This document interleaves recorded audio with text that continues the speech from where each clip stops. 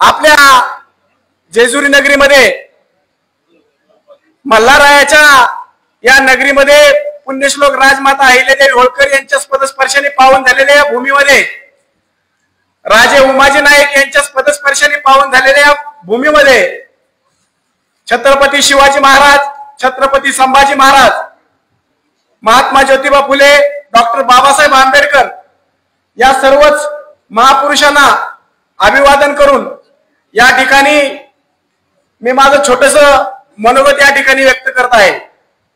आज आपल्या जेजुरी नगरीमध्ये मल्हारगड दसरा मेळावा आपण या ठिकाणी आयोजित केलाय। या कार्यक्रमाचे आयोजक नवनाथजी पडळकर हे गेले अनेक वर्ष हा दसरा मेळावा आयोजित करण्याचं या ठिकाणी नियोजन करतात। गेले 2-3 दिवसापासून एक छोट्या वेळामध्ये या दसरा मेळाव्याचं आयोजन त्यांनी केलेलं आहे। मागच्या 2-3 वर्षामध्ये कोरोनाचा काळ होता, त्या कोरोनाच्या काळामध्ये या दसरा मेळाव्याचा थोडा खंड पडला, परंतु एक या 2-4 दिवसामध्ये थोडक्या दिवसामध्ये या कार्यक्रमाचं आयोजन केलं। काही लोकांपर्यंत, थोडक्या लोकांपर्यंत काही निरोप पोहोचला आणि या निरोपामध्ये आपण सर्वजण या ठिकाणी उपस्थित राहिला। प्राध्यापक लक्ष्मण हाके या ठिकाणी उपस्थित आहेत, मग ससाने या ठिकाणी उपस्थित आहेत, तसेच आमचे हैबतपुरे महाराज या ठिकाणी उपस्थित आहेत। या मान्यवरांना सुद्धा थोडक्या वेळामध्ये आयोजकांनी निमंत्रित केलं आणि त्यांनी सुद्धा या आयोजकांच्या निमंत्रणाचा मान स्वीकारून त्यांनी थोडक्याच दिवसामध्ये आम्हाला या ठिकाणी होकार दिला आणि ते या कार्यक्रमासाठी उपस्थित राहिले। उपस्थित मान्यवरांना या ठिकाणी संबोधित करत असताना मला बोलावंसं वाटतं की आपण सर्वजण 18 पगड जातीचे सर्व समाज बांधव या ठिकाणी उपस्थित आहेत। प्रत्येक समाजाचा नामोल्लेख करत असताना प्रत्येक समाजाचं या ठिकाणी या जेजुरी नगरीमध्ये खूप मोठं योगदान आहे आणि आमच्या आयोजकांचं नवनाथ पडळकर साहेबांचं एकच संकल्प आहे की आपल्या जेजुरी नगरीमध्ये संपूर्ण महाराष्ट्रामधून हा बहुजन समाज या ठिकाणी एकत्र येतो आणि ह्या समाजाचं एकत्रीकरण व्हावं। या ठिकाणी आमचा वैदू समाज या ठिकाणी उपस्थित आहेत। या ठिकाणी गाढवांचा बाजार मोठ्या प्रमाणात हाकेसर या ठिकाणी उपस्थित भरतो। यामध्ये ह्या बहुजनांचं हे ग्रामदैवत मल्हारराव आणि हे होळकर घराण्याने हे या ठिकाणी मोठ्या प्रमाणात एक मोठं प्रस्थ या ठिकाणी निर्माण केलं आणि त्या प्रस्थामध्ये त्यांची जागा अनेक लोकांनी या ठिकाणी बळकवलेली आहे आणि ही जागा बळकवत असताना या बहुजन समाजाला इथं जागा मिळत नाही, ह्या लोकांना या ठिकाणी स्थान मिळत नाही आणि हे मल्हारगड ह्या बहुजनांनी स्थापन केलेलं हे मल्हारगड या बहुजनांची जागा हाकेसर, ससानी सर या ठिकाणी बहुजनांची जागा अनेक लोकांनी या ठिकाणी बळकवलेली आणि ह्या महाराष्ट्रातून येणाऱ्या बहुजनांना या ठिकाणी जागा मिळत नाही, ही दखल घेणं गरजेचं आहे। आणि यामध्ये सांगत असताना वेदना होतात की नवनाथजी पडळकर साहेबांचं मन एकच आहे की या जागा असतील किंवा या ठिकाणी बहुजनांना जे स्थान मिळत नाही, हे स्थान मिळण्यासाठी आम्हाला आपल्या सर्वांना एकत्र करण्याचा त्यांचा जो संकल्प आहे, त्या उद्देशानेच हा संकल्प सिद्धीस नेण्याचा त्यांचा संकल्प आपण सर्वजण बहुजन एकत्र येऊन तडीस नेऊया। या ठिकाणी आमचे सर्वच मज्ञ कंपनी उपस्थित आहेत। या ठिकाणी व्यासपीठावरील राज्यातून आमचे राजू मामा तागड आहेत, अनेक मान्यवर या ठिकाणी उपस्थित आहेत। तुमचा मान सन्मान करण्यास आम्ही आयोजक म्हणून थोडंफार कुठं कमी पडलं असेल तर आम्ही तुमची सर्वांची दिलगिरी व्यक्त करतो, कारण महाराष्ट्रातून तुम्ही सर्वजण आलेला आहात, थोडा वेळ कमी आहे। आपण सर्वच जण या ठिकाणी अतिथी देवो भव या उक्तीप्रमाणे आम्हाला सर्वजण देवाप्रमाणे आहात। आमच्या महिला भगिनी या ठिकाणी उपस्थित आहेत, सर्वच समाज बांधव या ठिकाणी उपस्थित आहेत। तुमचं सर्वांचं या ठिकाणी स्वागत करतो आणि माझं मनोगत थांबवतो। धन्यवाद।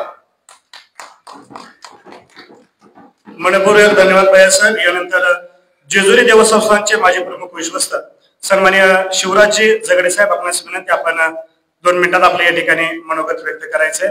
तत्पूर्वी महाराष्ट्रातून आलेल्या सर्व समाज बांधवांचं पुन्हा एकदा सहर्ष स्वागत। जेजुरी देवस्थानचे माजी प्रमुख विश्वस्त सन्माननीय शिवराजजी जगडे साहेब।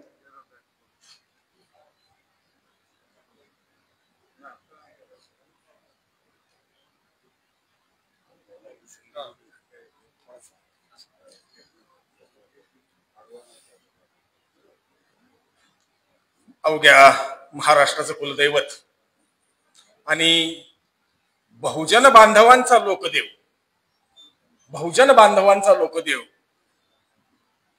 जेजुरीचा खंडेराया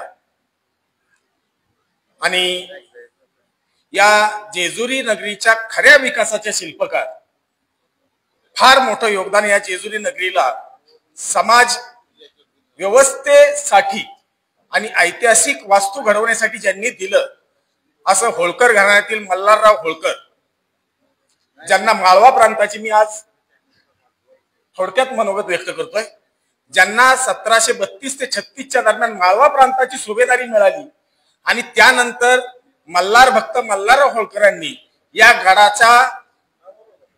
गडकोटाचा पाया रचला. उत्तर दिशेला जो दरवाजात आपण भगवा फडकतोय ते पहिलं काम त्यांनी इथं सुरुवात केली आणि नंतर 1770 पर्यंत हे काम अव्याहतपणे त्यांच्या घराण्यातल्या इतर महापुरुषांनी सुरू ठेवलं. त्यामध्ये होळकर वाडा असेल किंवा होळकर तलाव असेल, मल्हार गौतमेश्वर मंदिर असेल, या महामानवांना आपल्या साथीने, विचार मंचाच्या साक्षीने सर्वप्रथम मुजरा करतो. आज खऱ्या अर्थाने 5 ऑक्टोबर शिक्षक दिन. व्यवस्थापकांना बहुतेक त्याचा विसर पडला असावा किंवा अनावधाने राहिला असेल, परंतु आज या विचार मंचावर उपस्थित असलेले प्राध्यापक, ज्येष्ठ विधिज्ञ, ज्यांच्यामुळे आज विचार मंचावर उपस्थित आहेत, या अशा स्त्री शिक्षणाचा पाया रचणारे आणि स्त्री शिक्षणाचे खरे जनक सावित्रीबाई फुले, महात्मा ज्योतिराव फुले यांना वंदन करतो. आपण सर्व या ठिकाणी उपस्थित आहात.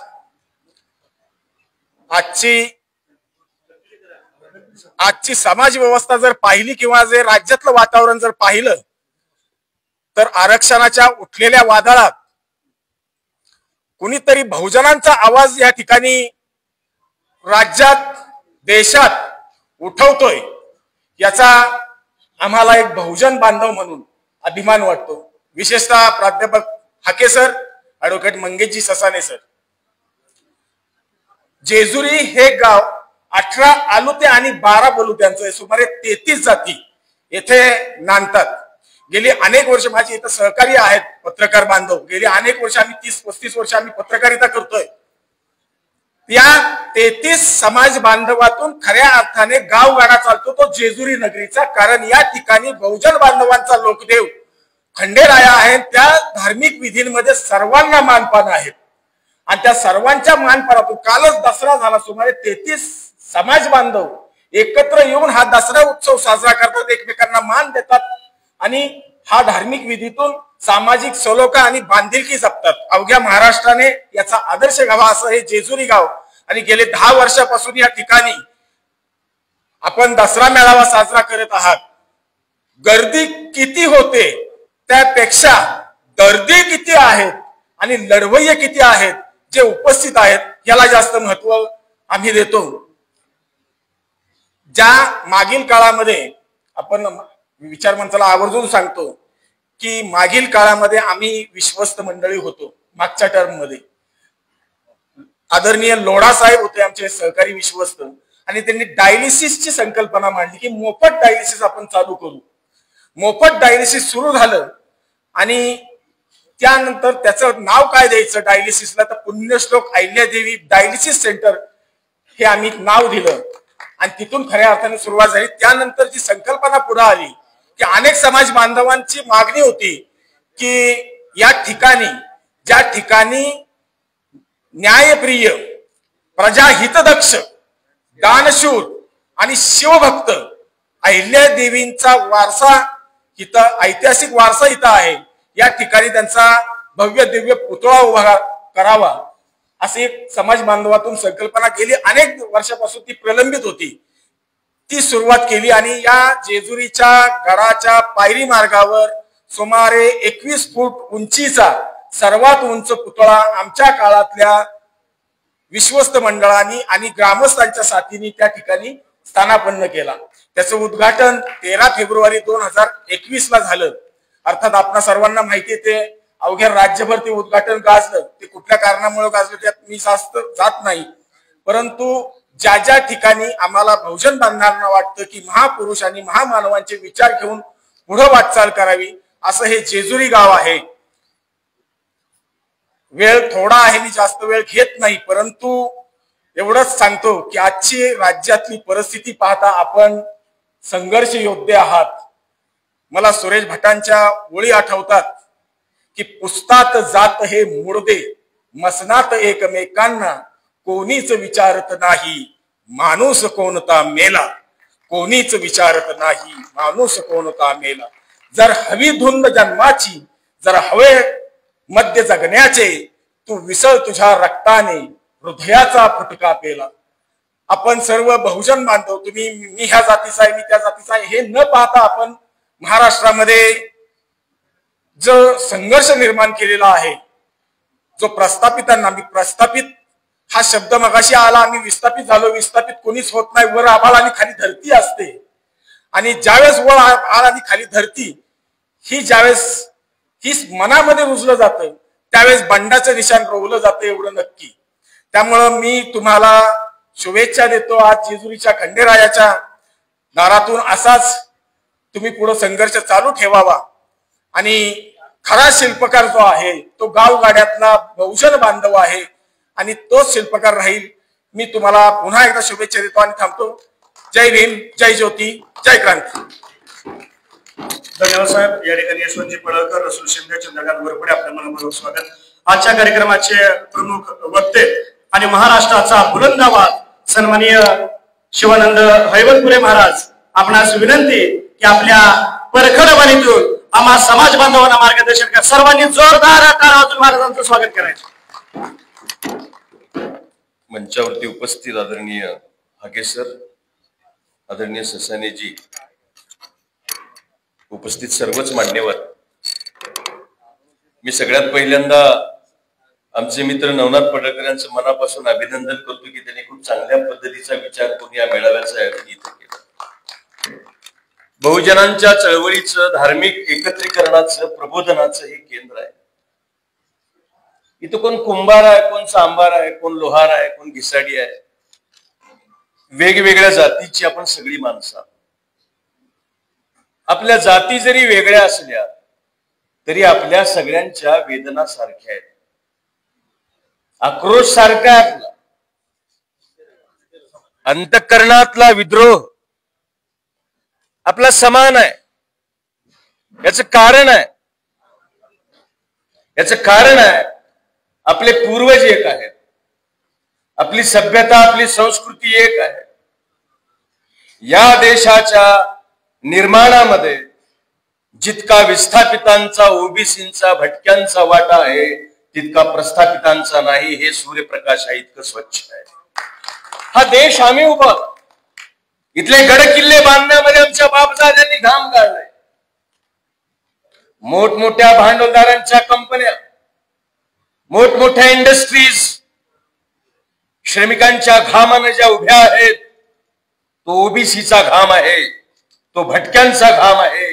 शासनाच्या तिजोरीतला पैसा हा सगळ्यात मोठ्या प्रमाणात बहुजनांचा पैसा आहे, लक्षात घ्या. पण एवढे सगळे देऊ नये, आम्हाला काही मिळत नाही ही आमची वेदना आहे. इतिहास आमच्या रक्ताने भरलाय. छत्रपती शिवरायांच्या इतिहासात मुसलमानांच्या विरोधात, मुघलांच्या विरोधात किती लढाया झाल्या याचाही अभ्यास झाला पाहिजे. आणि छत्रपती शिवरायांनी स्वकीयांबरोबर किती लढाया लढल्या याचा देखील अभ्यास महाराष्ट्राने पुन्हा एकदा केला पाहिजे. कोण आहेत स्वराज्यात सोबत? स्वराज्याचे सहकारी कोण? महाराष्ट्र धर्माचे नियंते कोण आहे? आम्ही आहोत.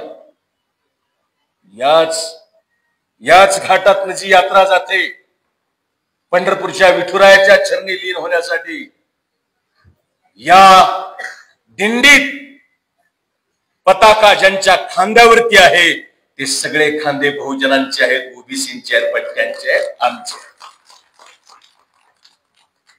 इथली भांडवलवादी व्यवस्था असेल, इथली राजनैतिक व्यवस्था असेल, इथली लोकसाहित्याची व्यवस्था असेल, इथल्या प्रत्येक व्यवस्थेचा कणा आपण आहोत, कणा. पण असं असूनही आमची दखल घेतली जात नाही, उलट आमची शिकार केली जाते, याचं शल्य आमच्या मनाला आहे. याचं शल्य आमच्या मनाला, कारण आम्ही राज्यकर्त्यांची जमात आहोत. आम्ही केवळ इतिहास सांगणारे नाही आहोत, आम्ही केवळ इतिहास वाचणारे नाही आहोत. We are the history maker. ठीक आहे, आम्ही लिहून नाही ठेवलं कारण इतिहास रक्तात होता, त्यामुळे हिशोब ठेवायची गरज नाही. कधी तर पैसे आले तर हिशोब ठेवते, वारेमा पैसे आले तर कशाला हिशोब ठेवते. पराक्रम रक्तात होता म्हणून इतिहास लिहिला नाही, पण इतिहास आम्ही घडवला आणि त्या इतिहासाचं स्रोत जेजुरी आहे. हे स्रोत आहे. येळकोट येळकोट जय मल्हार. मी मागे एकदा सांगितलं होतं, हे धनगरांची घोषणा नाही बरं अमरराव. येळकोट येळकोट मी मागे एकदा सांगितलं होतं. महाराष्ट्रातल्या तमाम बहुजनांनी लक्षात ठेवलं पाहिजे, या येळकोट येळकोट जय मल्हार या घोषणेचं रहस्य काय आहे. ज्या दिवशी महाराष्ट्राला जेजुरीचा खंडोराया समजला, त्या दिवशी महाराष्ट्र समजला. लक्षात घ्या, एवढं महात्म्य या घोषणेत आहे. येळकोट हा शब्द कन्नडी आहे. मी आता सरांना तेच म्हटलं, येळकोट अंदूर येणू ನಾನು ಗೊತ್ತಿಲ್ಲ ಯಾರಿಗೆ ಕನ್ನಡ ಮಾತಾಡಕ್ ಬರ್ತದೇನಿಲ್ಲ. ಇಲ್ಲಿ ಎಳ್ಕೋಟ್ ಏಳಂದ್ರು 7 7 1 2 3 4 5 6 7 ಏಳಂದ್ರು 7. येळकोट येळकोट म्हणजे 7 कोट 7 कोट. किती? एक दोन नाही, 7 कोट गावात मल्हारी मार्तंडानं शिवलिंगाची स्थापना करून मल्हारांचं राज्य निर्माण केलं होतं आणि त्या पराक्रमाचं स्मरण म्हणून खंडेराय येत बसलाय. तो सगळ्यांना आश्रय देतोय. पण प्रॉब्लेम आपला काय माहितीये का, आपण न्यूनगंडाने पछाडलोत बांधवांना. आपली समस्या ती आहे, समस्या ही आहे. ताकद लई मोठी आहे. अरे मुठभर लोक नाहीत, त्यांच्याकडे कारखाने आहेत, शाळा आहेत, संस्था आहेत, मीडिया आहे, यंत्रणा त्यांची आहे. मोठभर नाही. गावागावात वेशी वस्तीवरती, तांड्यावरती, पालावरती आमच्या रक्ताची माणसं आहेत, पण आम्ही कुठंच नाही. कारण काय? लायकी नाही का? लायकी नाही म्हणावं तर हा इतिहास आमचा आहे. देश आम्ही घडवलाय.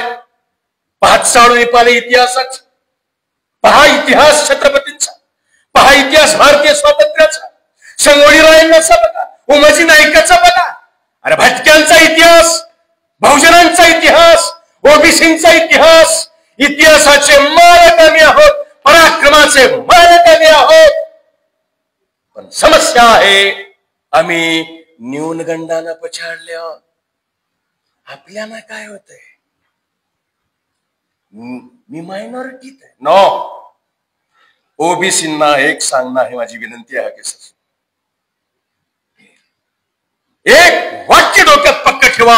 We are not in minority, we are in thumping majority. आम्ही सगळ्यात जास्त संख्येनं, आमची संख्या मोठी आहे. कडी लावावी लागेल एकमेकांना. कुंभार एकटा नाहीये, सुतार एकटा नाहीये. मला वाटलं होतं हे जे हेंडगा लागला महाराष्ट्रामध्ये, एक शिवपुराणामध्ये श्लोक आहे, अपूज्यो यत्र पूज्यन्ते पूजनीये न पूज्यते तानि तत्र भविष्यन्ति दारिद्र्यं मरणं भयात्.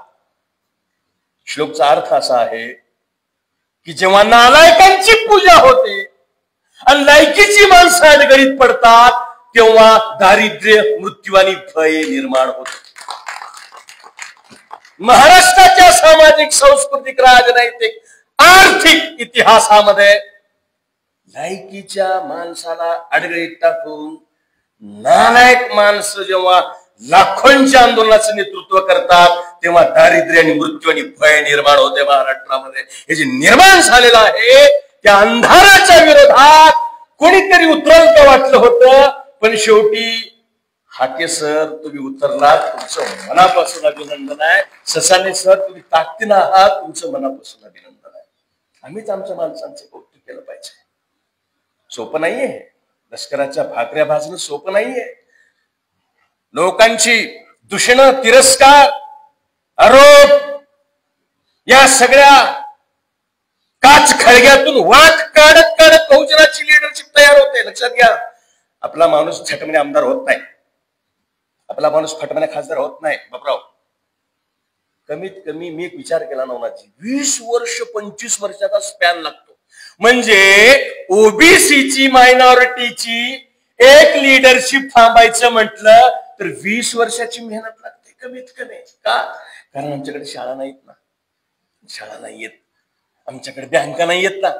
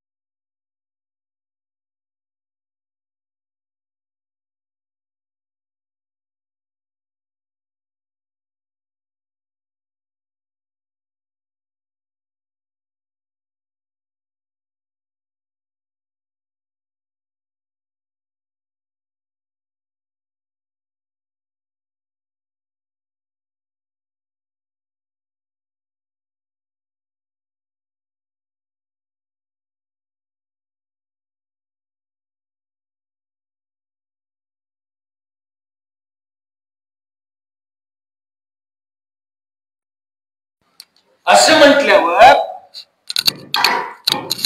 महाराजांनी म्हटलं, अरे बाबा, मी काही कोणाचं वाटोळ केलं नाही, मला कशाला चावलं? नाही म्हणे, चावतो तो. तरी गेले. गेल्यानंतर बघितलं, सुनसान रस्ता आहे, कोणीच फिरकत नाही, निरव शांतता. तेवढ्यात तो भुजंग समोर आला, साप फणा उगारला. महाराजांनी म्हणलं, अरे मला का चावतोय, मी काय केलंय? सर्पानं म्हणलं, तू माणसाची अवलाद आहेस, बैमान आहेस, खतरनाक आहेस, तुला चावलंच पाहिजे. कारण बैमान फक्त माणूस आहे ना साहेब. कोंबड गाढव बैमान नाही, शिडी बैमान नाही, मेढक बैमान नाही, बैमान फक्त माणसाची अवलाद आहे. त्यानं म्हणलं, तुला चावलं पाहिजे. महाराजांनी म्हणलं, तसं करू नको बा, मी ह बाप आहे, शी बाप आहे, मी आपला चांगला माणूस आहे, आणि मी काय कोणाचं वाईट केलं नाही, तू पण करू नको. जीवनाचा उद्धार करून घे, चांगल्या मार्गाने राहा. सर्पावर प्रभाव पडला महाराजांचा. सर्पानं ऐकलं. महाराजांनी सर्पाला दीक्षा पण दिली, मंत्र दिला, म्हटला, तू निवांत राहा, चावू नको, हिंसा करू नको. ठीक आहे. 5-7 दिवसाचा कार्यक्रम झाला, सप्ताह झाला. महाराज त्याच वाटेनं येत होते. बघितलं, रस्त्यावरती रेलचेल चालू होती, प्रचंड मोठ्या संख्येनं लोक येत होते. बायका पुरी धुणं धुवायला ओढ्या नद्या नाल्यावर जात होत्या. वाहनांची येणं चालू होती.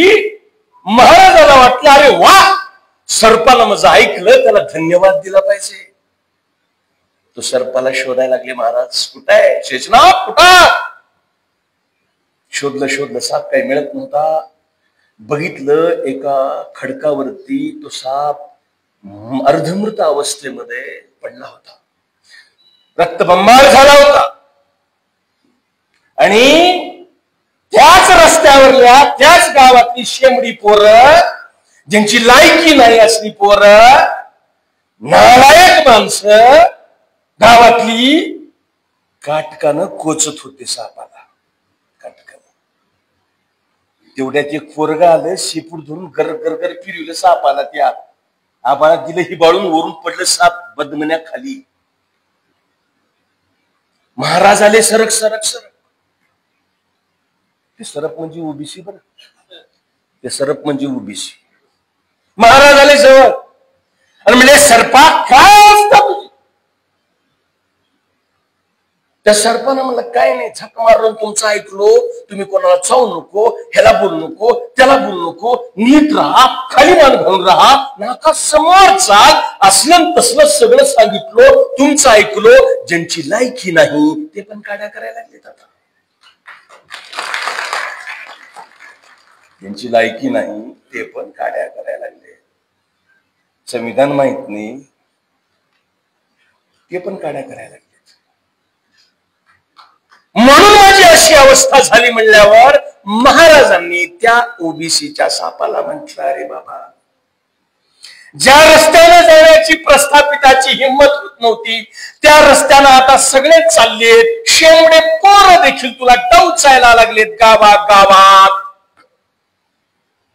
मी तुला चावू नको म्हटलं होतं, फुस करायला तुझ्या बापाचं बिघडत होतं का?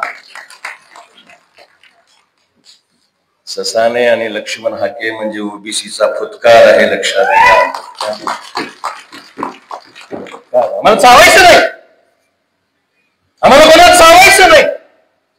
कोणाच्या ताटात काही पडत असेल तर त्याला विरोध कसा करू शकतो? म्हणजे नाही करू शकत. पण समस्या एकच आहे, तुमची दुरडी भरलेली असताना, तुमचं ताटही भरलेलं असताना तुम्ही जर माझ्या ताटातली चक्कर फाकर हिरावून घेत असाल तर त्याला आम्ही विरोध केल्याशिवाय राहणार नाही. नेमकं भांडण आमचं संविधानानं आम्हाला दिलंय, बाबासाहेबांना आम्हाला दिलंय. आणि बांधवांनो फार काही बोलणार नाही, उघडा ताक प्रत्येकाच्या आहे. जरी या वर्तमानाला कळेना आमची भाषा, पण विजा घेऊन येणाऱ्या पिढ्यांशी बोलतो आम्ही. आज जरी आमची भाषा कळत नसली तरी येणारा काळ ओबीसीचा काळ आहे. गावागावातल्या ओबीसीचं राजकीय प्रबोधन झालं पाहिजे. आम्ही दिंडीत आहोत, सप्त्यात आहोत, वारीत आहोत, उपवासात आहोत, तीर्थात आहोत, कुंभमेळ्यात आहोत, सगळीकडे आहोत. आम्ही विधिमंडळात नाही. आमचं राजकीय प्रबोधन नाही. तोंडाला रगत लागलं नाही, लागलं असेल तर इकडलं तिकडलं वड्ढावाराचं लागलं असेल रगत कुठलं तर, पण सत्तेचं रगत. त्या खुर्चीवर बसल्यानंतरची उभरी असते ना, खुर्चीची पावर, भलं मोठं टेबल राहते, कलेक्टर असं करते. ही ओबीसीच्या लोकांना माहित नाही अजून पावर काय.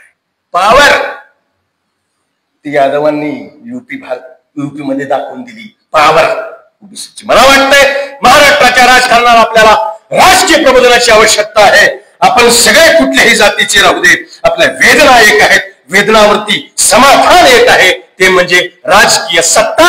त्या सत्तेच्या दिशेने घेऊन जाण्याची ताकद जेजुरीचा खंड आपल्या सगळ्याला द्यावं अशा प्रकारची भावना व्यक्त करतो महाराष्ट्रातल्या तमाम लिंगायतांच्या वतीनं. कारण ओबीसीचं पहिलं सोशल इंजिनिअरिंग महात्मा बसवण्णांनी केलं होतं. महात्मा बसवण्णांनी 12व्या शतकामध्ये 18 पगड जातीच्या लोकांचं संघटन करून अनुभव मंडप नावाची अद्वितीय संस्था उभी केली. आणि आज बसवण्णांचा तो अनुभव मंडप जेजुरीच्या साक्षीनं हाके सर, ससाने सर तुमच्या सोबत ताकदीनं उभा आहे. एवढं या ठिकाणी बोलतो. इथून पुढच्या काळात आपण खांद्याला खांदा लावून व्यवस्थित मार्गाक्रमण करूया. आणि महाराष्ट्र आपल्या सगळ्यांकडे अपेक्षेनं पाहतो आहे. आपल्याला कुणीच वाली नाही. गीतेतला एक महत्वाचा श्लोक तेवढा सांगतो थांबलो होतो. अर्जुनानं कृष्णाला म्हटलं देवा माझा उद्धार करा, तेव्हा कृष्णानं म्हणलं अर्जुना एवढं सोडून बोल. काय म्हटलं? आपल्याला होईना. कोण म्हणलं हे ओबीसीनं डुसक्यात ठेवा. उगा देवळात जाऊन घंट्या वाजवण्यात मजा नाही. ओबीसीनं एक गोष्ट लक्षात ठेवावी, अर्जुना मी तुझा उद्धार करू शकत नाही. कोण म्हणाल हे? कृष्ण. अर्जुनानं म्हणलं तुमच्या भरोशावर राहतो मी, एवढा सजवलाय आणि तुम्ही राहू डायरेक्ट असं बोलताय मला? नाही नाही, मीच नाही, जगाची कुठलीही ताकद अर्जुन तुझा उद्धार करू शकत नाही. मग अर्जुनाने म्हटलं उद्धार कोण करू शकते? तेव्हा भगवद्गीतेत 10व्या अध्यायामध्ये श्लोक आहे, तेवढं वाचा. कृष्णाने सांगितलं अर्जुन उद्धारेत आत्मात्मानं आत्मानमोसादयेत आत्मैव आत्मनोर बंधू आत्मैव रिपुरात्मनः. हे अर्जुन, जगाच्या पाठीवर तुझा उद्धार जर कोण करत असेल तर तू स्वतः, तुझी हिंमतच तुझा उद्धार करू शकते. दुसरी कोणीची ताकद तुझा उद्धार करू शकत नाही. ओबीसीनं ताकदीनं उभं राहावं. देश राज्य परिवर्तनाची वाट पाहत आहे. खूप खूप धन्यवाद. मनपूर्वक धन्यवाद साहेब. मावळतीच्या सूर्याकडून हाच घ्यावा अर्थ पुन्हा नव्याने उगवता येते जर मनगणात असेल सामर्थ्य. आणि आपल्या ज्यांच्या विचारातून सामर्थ्य दाखवून दिले त्या आदरणीय महाराजांसाठी सर्वांनी एकदा जोरदार टाळ्या वाजवायचे. यानंतर महाराष्ट्राची मुलूक मैदानी तोप आणि प्रत्येकाच्या न्याय हक्कासाठी झगडणारे नेतृत्व ऍडव्होकेट मंगेशजी ससाने साहेब, आपणास विनंती की आपण या ठिकाणी आम्हाला संबोधित करावं.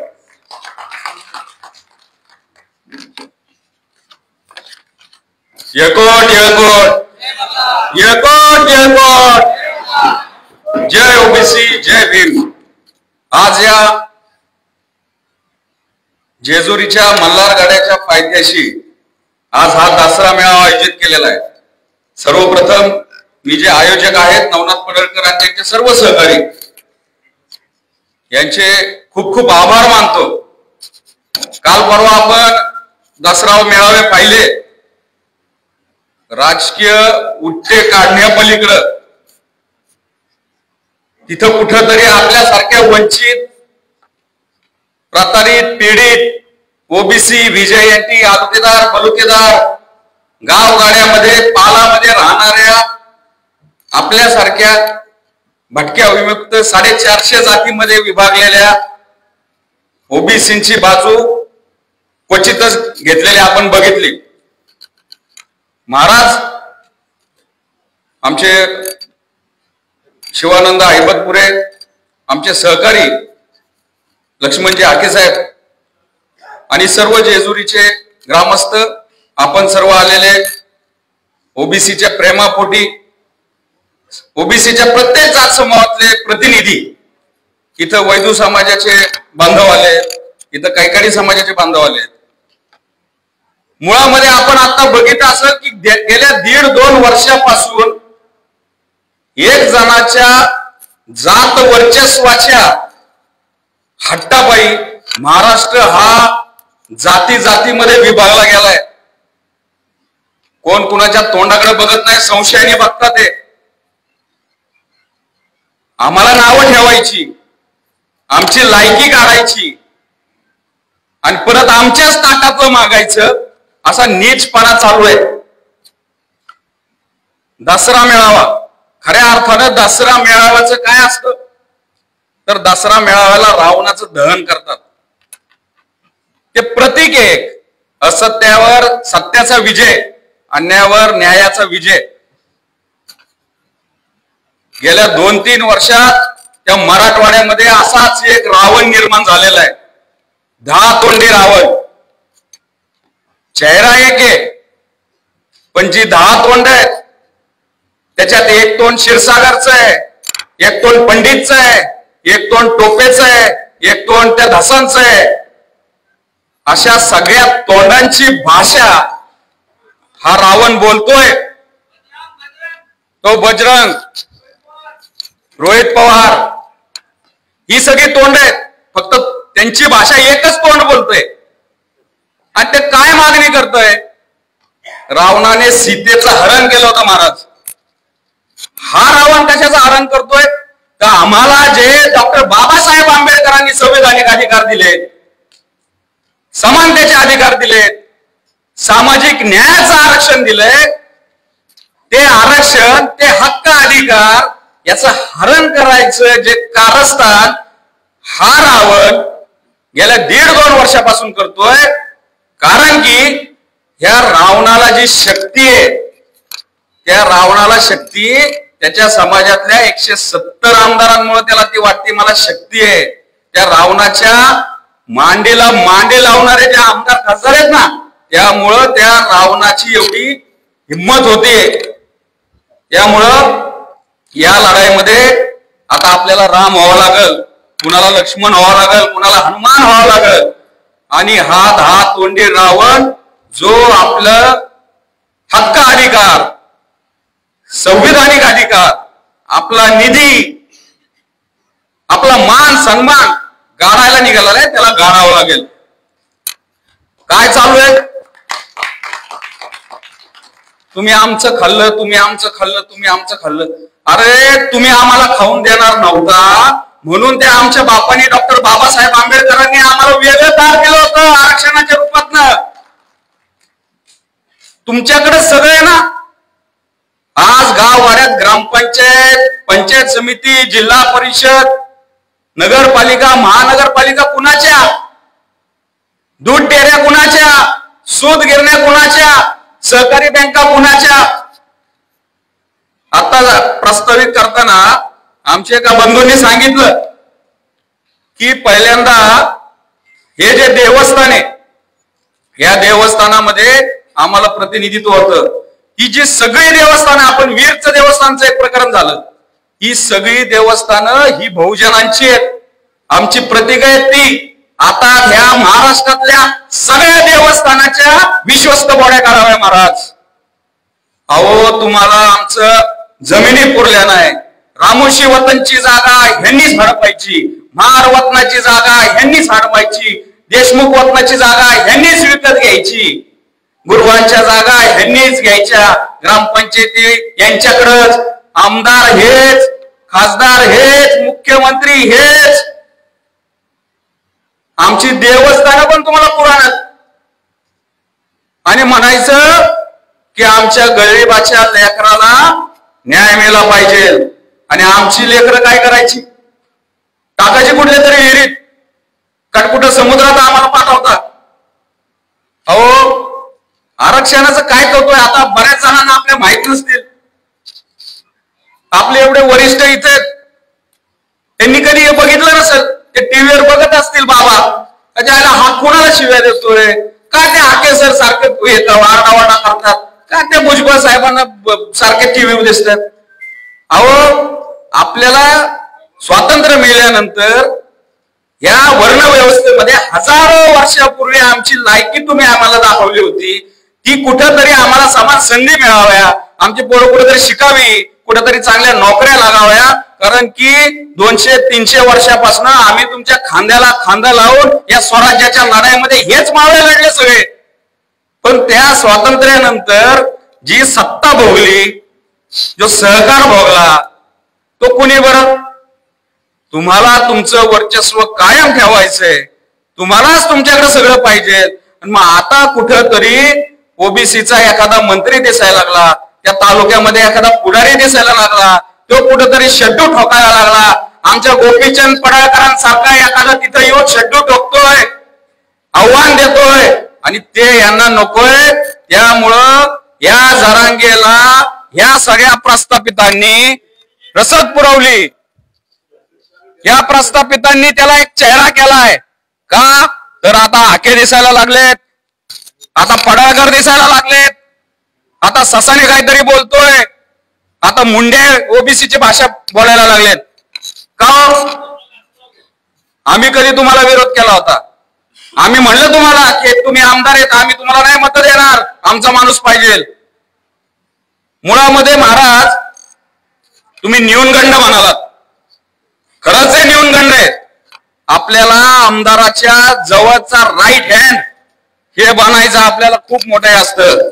कारखान्याचा चेअरमन आपल्याला बनायचं नसतं. त्या कारखान्याच्या बॉडीचा एखादा सभासद आपण म्हणलं त्याच्यामध्ये आपण समाधान मानतो. हे पहिल्यांदा आपण थांबवलं पाहिजे. मला आमदार व्हायचंय, मला खासदार व्हायचंय, कारखान्याचा चेअरमन आमचे एवढे सभासद आहेत. सत्ता आपण सत्तेवर दावा झाला पाहिजे. सत्ते वाचून सकल कळा झाल्या अवकळा. आपण ते करायला जात नाही. आपण भीक मागतोय, अरे आमचं वाचवा, आमच्या ताटात येऊ नका, अरे आमचं हे करा. आणि मग तिथं कुठं तरी आम्ही बोलायला लागलो, आम्ही कायद्याची भाषा करायला लागलो, तर आम्हाला घाणघाण शिव्या देणार, आमच्या गाड्यांवर हल्ले करणार, गाड्या जाळणार. तो बिचारा धनगराचा आमचा सहकारी तो पवनकरवर त्याचे 2 हात, त्याचा पाय मोडला. का? तो काय बोलत होता?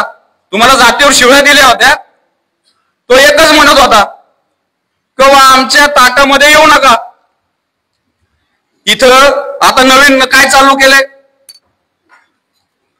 की धनगरांना वेगळं आरक्षण आहे, एनटीचं, वंजाऱ्यांना वेगळं आरक्षण आहे, बंजारांना वेगळं आरक्षण आहे. इथं कुठं तरी ती मोड दिसायला लागली आपली बहुजनांची, तर मग ती फोडायचं काहीतरी सांगायचं. मग हाके तुम्ही एसटी आरक्षणासाठी लढा ना, कशाला ओबीसी करताय? अरे बाबांनो, त्या केंद्रामध्ये कॅटेगरायझेशन आहे का? वर्गवारी आहे? आम्हाला येणं समजतं तुम्ही का? तुमच्या पायाखालची माती सरली. मग कुठं तरी मला त्या विषयात जायचं नाही. हे पण हक्काधिकार आहेत, लढाई मोठी येते, त्याला सर्व मिळून लढू. पण आता आपली ही झोपडी ही डळमळायला लागलेली आहे. ही झोपडी बुलडोझरने पाडायचं यांचं सगळं चालू आहे. मग आपण कोणत्या लढाईला प्राधान्य दिलं पाहिजे हे मी प्रामाणिकपणे सांगतोय. आता 2 सप्टेंबरचा GR आला, आपल्या बऱ्याच जणांना माहित असेल नसेल. तो काय बरं GR? थोडं कायद्याचं ज्ञान सांगतो. काय जी आर येतो? तुम्हाला आम्हाला ग्रामपंचायतीला उभं राहायचंय, तुम्हाला आम्हाला आपला समजा पोरगा आहे त्याला ऍडमिशन घ्यायचंय, आपल्याला प्रत्येक ठिकाणी आपल्या जातीचा दाखला लागतो. आपल्याला आरक्षण कशाने मिळतं? आडनावावर नाही मिळतो, आपल्या जातीचा दाखला पहिला तिथं सादर करायला लागतो. मग तो जातीचा दाखला कसा काढायचा? तर त्याच्यासाठी एक कायदा आहे. तो कोणता कायदा? SC, ST, OBC, VJNT याच्या जातीच्या दाखल्या आणि पडताळणीचा अधिनियम 2000 हा कायदा आहे. या कायद्यामध्ये नंतर 2012 साली काय व्हायला लागलं? कुणी कुठलं सर्टिफिकेट पैसे देऊन घ्यायला लागलं. मग ह्या कायद्याच्या आधारावर एक नियमावली बनवली 2012 साली आणि त्याच्यामध्ये सांगितलं, त्याला सुप्रीम कोर्टाने डायरेक्शन दिले होते की जातीचे दाखले देण्यासाठी कडक नियमावली पाहिजे, नाहीतर हे जात चोर आहेत ना, आता जात चोरणारे लय जण झाले. त्यामुळं त्याच्यामध्ये त्यांनी सांगितलं की जातीचे दाखले कसे मिळणार? तर जातीचे दाखले तुमच्या पितृसत्ताक पद्धतीने मिळणार. आपल्या आईची जात आपल्याला लागत नाही, आपल्या वडिलांची जात आपल्याला लागती. आपल्या वडिलाचे, आजोबाचे, पंजोबाचे महसूलचे पुरावे, त्यांचे जातीचे दाखले, त्यांचे व्हॅलिडिटी सर्टिफिकेट हे सगळं द्यायचं. त्याची गृह चौकशी कोण करणार? त्याची व्हॅलिडिटी, त्याची जी स्क्रुटिनी करणार ती कमिटी कोण आहे? ते आधी कोण होतं? तर ते होतं कलेक्टर, तहसीलदार. आता या मराठवाड्याच्या जरांगेने जो हट्ट केला आणि मग त्याचे पै पाहुणे, त्याचे सगळे सोयरे ते सत्तेमध्ये बसलेले आहेत ना. 26 जानेवारी सार्वजनिक सुट्टीला रात्री 2 वाजता मंत्रालय उघडं असतं का? तिथनं एक GR निघाला, सगळे सोयरे आणि गणगोत. म्हणजे काय? ह्या जातीच्या दाखले द्यायच्या कायद्यामध्ये हे असे शब्द टाका की जेणेकरून मला माझ्या बापाचं, माझ्या आजोबाचं, माझ्या पंजोबाचं आमच्याकडे पुरावे नाहीत आम्ही कुणबी असल्याचे, तर मग माझ्या सगळा स्वायरा कुणबी आहे, माझ्या गणगोतातला ढिमका फलाना कुणबी आहे, आणि त्यांनी द्यायचं प्रतिज्ञापत्र. आणि ह्यो झाला कुणबी, आला OBC मध्ये आपल्या उराव नाचायला. तर त्यावेळेस काय केलं होतं? त्यावेळेस हरकती मागावल्या, आपण 8 लाख हरकती दिल्या, ते थांबलं. आता परत बाबा निघाला मुंबईला, की मुंबई कशी नागावली, नाचवली, काय तिथं बाकर उड्या मारल्या, ते सगळं बघितलेलं आपण. कोर्टाने त्याला सांगितलं याला हाकला नाही तर आम्ही काढू बाहेर. पण कुठं तरी कुणाची तरी खुर्ची वाचवायला ह्या सरकारमधले जे प्रस्थापित नेते आहेत, त्या प्रस्थापित नेत्यांच्या प्रेशर मधनं, दबावामधनं नवीन एक आता खोळ काढलं. तो कायदा थांबला, कारण की त्याला हरकती मागवल्या होत्या. पण इथं त्यांनी ते विषय ठेवला नाही, डायरेक्ट शासन निर्णय आणला. तो कशामध्ये आणला? तर जातीचे दाखल्या देण्याचा जो कायदा आहे त्या कायद्यामध्ये त्यांनी असं आता नियोजन केलंय की जर मी 1967 पूर्वी या गावामध्ये आमचे आजे पंजे राहायला होते, पण त्याच्या माझ्याकडे पुरावे नाहीयेत, तर मी फक्त एक प्रतिज्ञापत्र द्यायचं. असं त्याच्या पुढे जाऊन सांगतो आणखीन काय केलंय, माझ्याकडे आज्या पंजाचे कुणबी असल्याच्या नोंदी नाहीयेत. मग त्यांनी ते 2 शब्द बदलले आणि त्याच्यात काय टाकलं? नाते संबंधातील माझ्या कुळातील एखाद्या माणसाकडे तो कुणब्याचा दाखला असला की तो फक्त प्रतिज्ञापत्र देणार. आतापर्यंत हा जो कायदा लागू आहे तो कायदा कशा कुणाकुणाला लागू आहे? SC schedule caste, schedule tribe, SBC अनुसूचित जाती म्हणजे कोण? आपले महार मातंग बांधव सगळे, ST आपले आदिवासी बांधव सगळे, OBC मध्ये 346 जाती आहेत आणि VJNT असं एकत्र मिळून 450 जाती आहेत. ह्या सगळ्या एकूण 550-600 जातींना या सरकारला कधी वाटलं नाही का आमचे धनगर सरगर हे कुठेतरी रानात बकरी चारतात, एका ठिकाणी त्यांचं पावसाळ्यात इकडं तर हिवाळ्यात तिकडं, त्यांना रहिवाशाचे पुरावे नसतात. आमचे वैदू आहेत, वडारी आहेत, बंजारा आहेत, भाट आहेत, बंदरवाले आहेत, यांच्यासाठी तुम्ही कधी नाही असं नियोजन केलं? यांच्यासाठी तुम्ही बाबा आमच्या रहिवाशाचे पुरावे नाहीयेत, बाबा आमच्याकडे आमच्या नोंदी नाहीयेत, आम्ही गावोगाव फिरतो, यांच्यासाठी तुम्हाला कधी वाटलं नाही तुम्ही अशी एखादी कमिटी करायची? एवढा नालायकपणा का? याचं कारण एक आहे, 170 आमदार, 28 खासदार, 2 उपमुख्यमंत्री, निम्म्याच्या वर कॅबिनेट, हा त्यांचा माज आहे.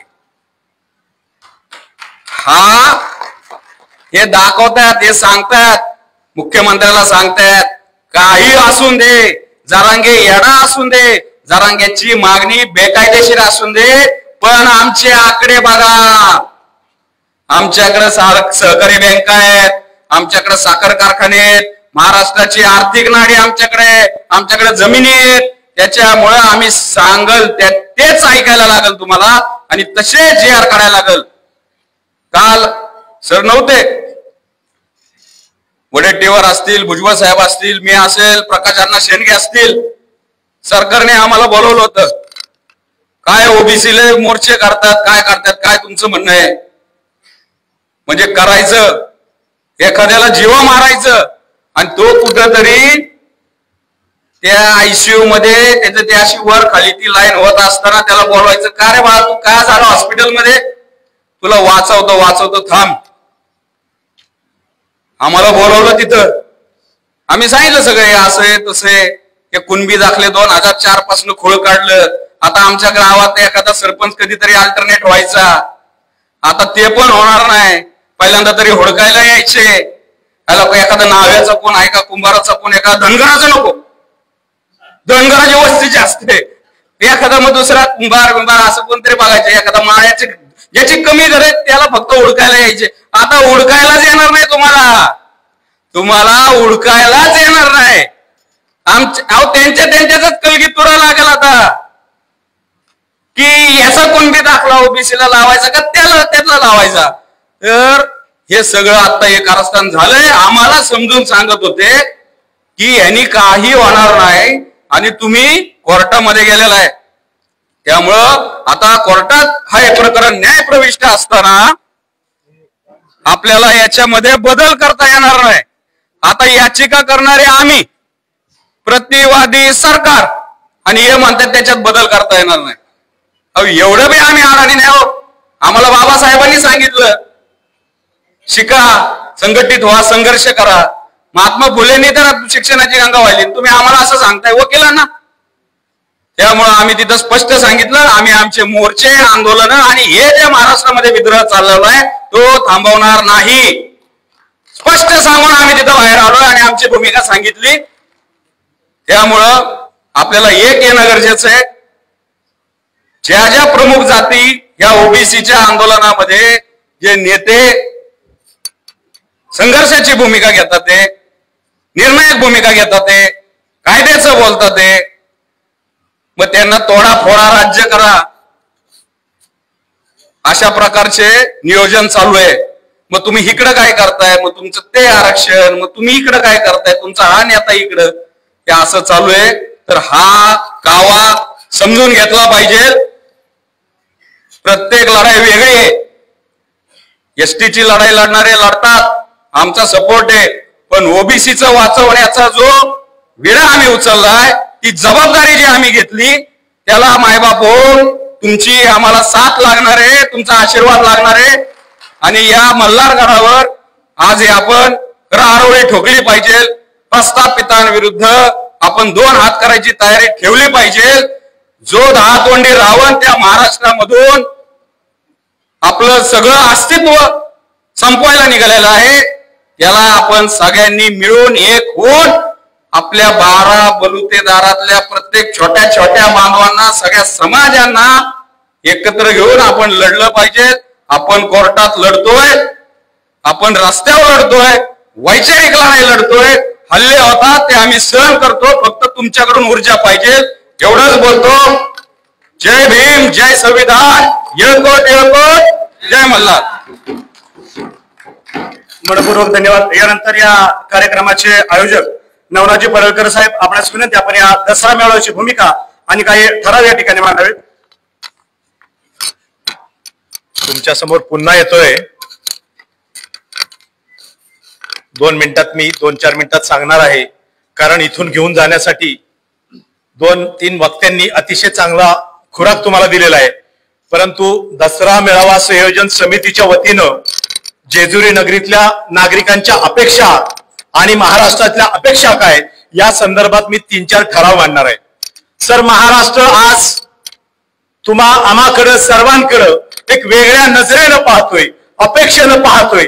हे सर्व होत असताना ज्या मल्हारगड दसरा मेळाव्याचं आयोजन गेली 8-10 वर्ष आम्ही करतो, या मल्हारगड दसरा मेळाव्याच्या माध्यमातून आणि जेजुरी नगरी देवस्थान समिती आणि संपूर्ण नागरिक परिसरातल्या ह्या सर्वांच्या अपेक्षा पाहता, त्यांच्याशी केलेले संवाद पाहता, इथे राजाभाऊ आहेत, सगळीच आमची मंडळी आहेत, चंदू अप्पा आहेत आमचे, प्रत्येकाचं कुणाचंच नाव घेऊ शकत नाही मी, सर्वांशी संवाद झालेला आहे. या संवादातून काही 4-5 ठराव मी मांडतोय. सर, आपण आणि सर्व मान्यवर त्या संदर्भात अनुमोदन देतील अशी अपेक्षा आहे. पहिला ठराव मांडतो, अर्थात ही भूमी आहे श्री खंडेरायाची. ही भूमी आहे संपूर्ण परिसरामध्येच नव्हे तर महाराष्ट्राच्या कानाकोपऱ्यात मल्हार भक्तांची भूमी आहे. आणि म्हणून शासन बऱ्याच गोष्टी करत चाललंय. नाव देण्याचा मोठा संकल्प आपल्या सरकारने केलाय. खरं त्याची गरज आहे, कारण हैबतपुरे महाराज, आपली लढाई केवळ अस्तित्वाची नाही, आपली लढाई संस्कृतीची आहे. कारण संस्कृती जर तुम्ही आमची मान्य केली तर तुम्ही अस्तित्व मान्य कराल. आणि याच अनुषंगाने मल्हार नगरीमध्ये आज मी महत्वाचा ठराव मांडतोय. भविष्यात निर्माण होणाऱ्या पुणे जिल्ह्याचे विभाजन करून जो जिल्हा तयार होईल त्या जिल्ह्याचं नामकरण मल्हार नगर किंवा मल्हारगड करण्यात यावं. कुठल्या बारामती, इंदापूर, दौंड, पुरंदर आम्हाला नको आहे, तर मल्हारगड किंवा मल्हार नगर नावाचा जिल्हा या परिसरात भविष्यात होवा, अशा प्रकारचा पहिला ठराव मी आपल्या समोर मांडतोय. भविष्यात पुणे जिल्ह्याचे विभाजन होऊन जो काही जिल्हा होईल त्याचं निर्माण होण्याची शक्यता आहे. त्या नव्याने निर्माण होणाऱ्या जिल्ह्याचं नामकरण श्री क्षेत्र मल्हार मार्तंडाच्या ऐतिहासिक आणि धार्मिक वारशाच्या सन्मानार्थ मल्हारनगर जिल्हा किंवा मल्हारगड जिल्हा असे करण्यात यावे, अशा प्रकारचा ठराव मी आपल्या समोर मांडतोय. आपण सर्वांनी अनुमोदन द्यावं, कारण ही ऐतिहासिक ठराव असेल. ठराव क्रमांक 2, होळकरशाही आणि पुरातन वास्तू यांचं जतन आणि अतिक्रमण मुक्ती करण्यासंदर्भातला हा ठराव आहे. सर, आपण आपल्या भाषणामध्ये आपण याचा जाणीवपूर्वक उल्लेख करावा. ही मल्हार नगरी आहे. इथे पुण्यश्लोक अहिल्यादेवी होळकर आणि मल्हारराव बाबांच्या खरं तर पदस्पर्शाने पावन झालेला शेकडो एकर जमीन होती. ही जमीन बऱ्याच मंडळींनी हडप केली, संस्था त्यामध्ये घुसल्या. या सर्वांवर जर कुठेतरी आळा आणायचा असेल, आणि केवळ जेजुरीच नाही तर महाराष्ट्रात, देशात अशा प्रकारच्या बऱ्याच वास्तू आहेत, ते हे व्यासपीठ नाही. शिंदेंनी मगाशी, नवनाथरावांनी सांगितलं, बऱ्याच वक्त्यांनी सांगितलं, आम्ही मल्हारगड मेळाव्याच्या माध्यमातून काम करतो, परंतु वापगावचा किल्ला आपण मुक्त करण्याची जो गेले 10-12 वर्ष लढा सर आपण उभा केला, आपले सर्व सहकारी चळवळीत आहेत, हा लढा सर्व चळवळीतल्या कार्यकर्त्यांनी उभा केला. आणि आपला सांगायला आनंद होतो आहे की आज वापगावच्या किल्ल्याचा जीर्णोद्धार होत आहे. ते वास्तू आपण ऐतिहासिक वारसा भूमी म्हणून त्याचे जतन करण्यासाठी शासनाने 25 कोटीचा पहिला निधी जाण्याचा निर्णय घेतला. आणि त्या संदर्भात एक हिअरिंग लावलेली आहे. शासनाने एक नवीन GR काढलाय. 13 ऑगस्टचा तो GR आहे. त्याला 60 दिवसाची मुदत आहे. रयत शिक्षण संस्थेने ती जी घुसखोरी केली त्या संदर्भात त्यांना बाहेर काढण्याचे आपले प्रयत्न चालू आहेत. इथला होळकरवाड्याचं अतिशय दुर्दैवी अवस्था झालेली आहे. या होळकरवाड्याचं पुन्हा ताकदीनं नवा वाडा आपल्याला उभा करावा लागेल. आपल्याला आनंद होत आहे, ज्या छत्री मंदिरात आपण मागच्या 2 वर्षापूर्वीचा दसरा मेळावा आयोजित केला, लेंडे साहेब आपल्या सर्वांच्या प्रयत्नानं 12 कोटीचा निधी शासनाने त्याला दिलेला आहे. त्याबद्दल सरकारचं देखील अभिनंदन. मोठ्या प्रमाणावर काम चालू आहे तिथं. त्याचबरोबर होळकरांच्या काळात निर्माण झालेली विहीर आहे, जी अत्यंत मोठी विहीर आहे, काही एकरामध्ये असणारी विहीर, त्याचा जीर्णोद्धार सुरू आहे. त्या दृष्टिकोनातून सुभेदार मल्हारराव होळकर आणि त्यांच्या प्रयत्नातून निर्माण केलेला ऐतिहासिक वास्तू, मंदिर, शिल्प, त्यांची प्रॉपर्टी, या सर्व ठिकाणी अतिक्रमण विळख्यात सापडलेल्या आहेत. या वास्तू, मंदिर व जमिनी अतिक्रमण मुक्त करून त्यांचे संवर्धन व विकास व्हावा, तसेच होळकर घराण्याचा इतिहास अधिक प्रभावीपणे पुढील पिढ्यांपर्यंत पोहोचवा यासाठी शासन दरबारी ठोस पाठपुरावा करण्याचा निर्णय या ठरावाच्या माध्यमातून आपण करीत आहोत. मंजूर. ठराव क्रमांक तिसरा तुमच्या आमच्या अस्तित्वाचा आहे. आपण त्या सर्वजण त्याच्यावर काम करीत आहात. ओबीसी आरक्षण व धनगर समाजाच्या हक्कासंदर्भातला हा ठराव आहे.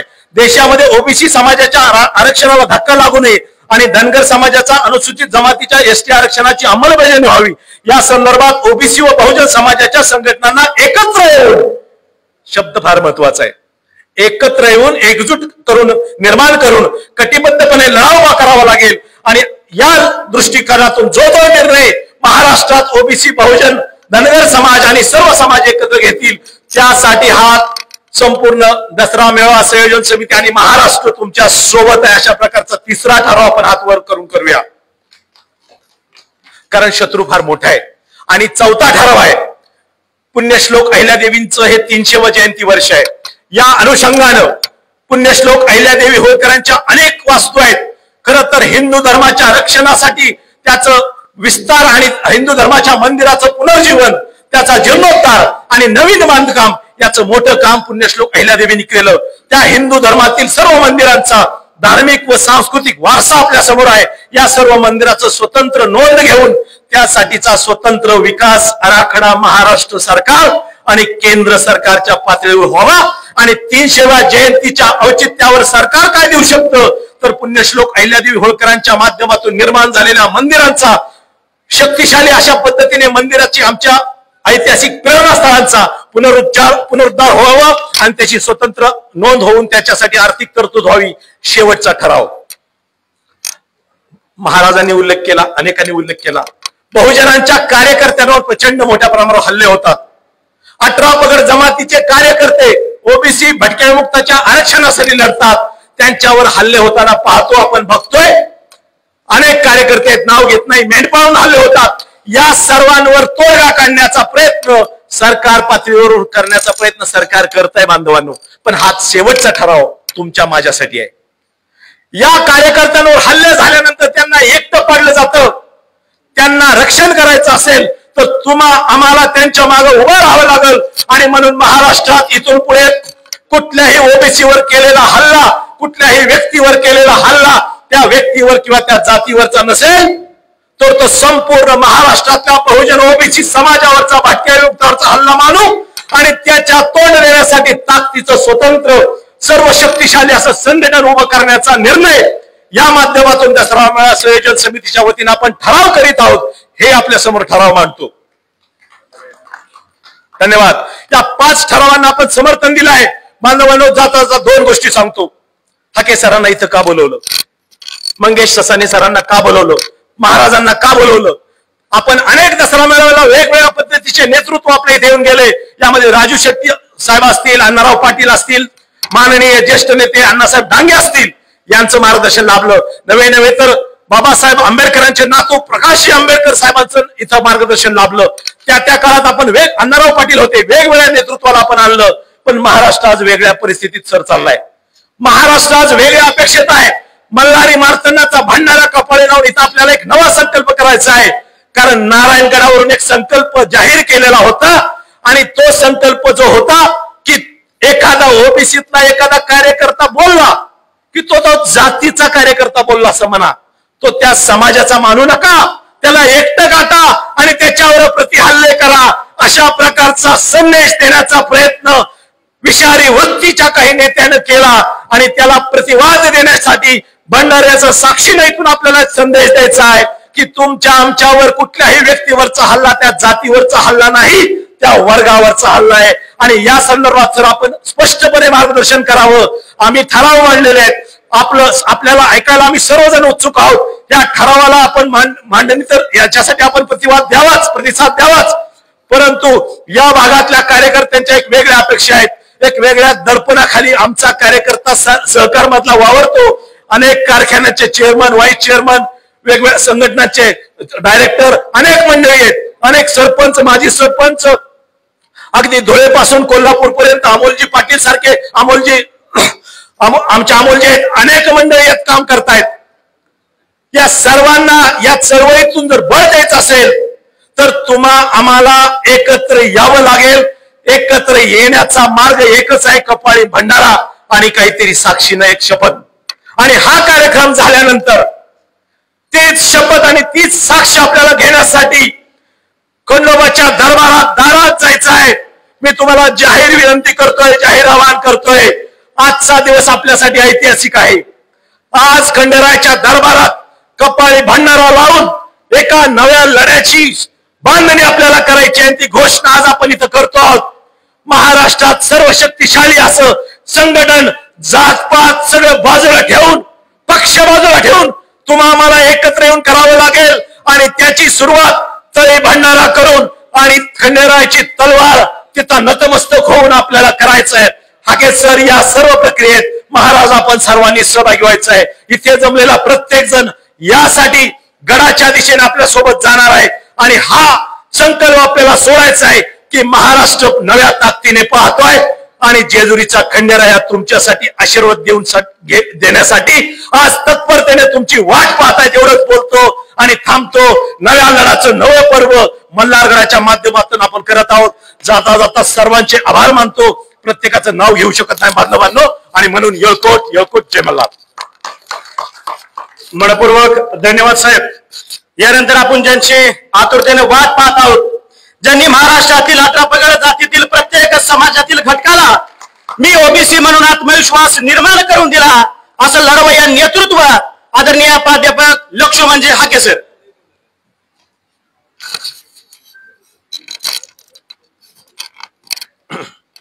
महाराष्ट्राचं आराध्य दैवत, सामाजिक उत्थानाचं काम रयतेचा राजा छत्रपती शिवाजी महाराजांनी केलं. त्या छत्रपती शिवरायांना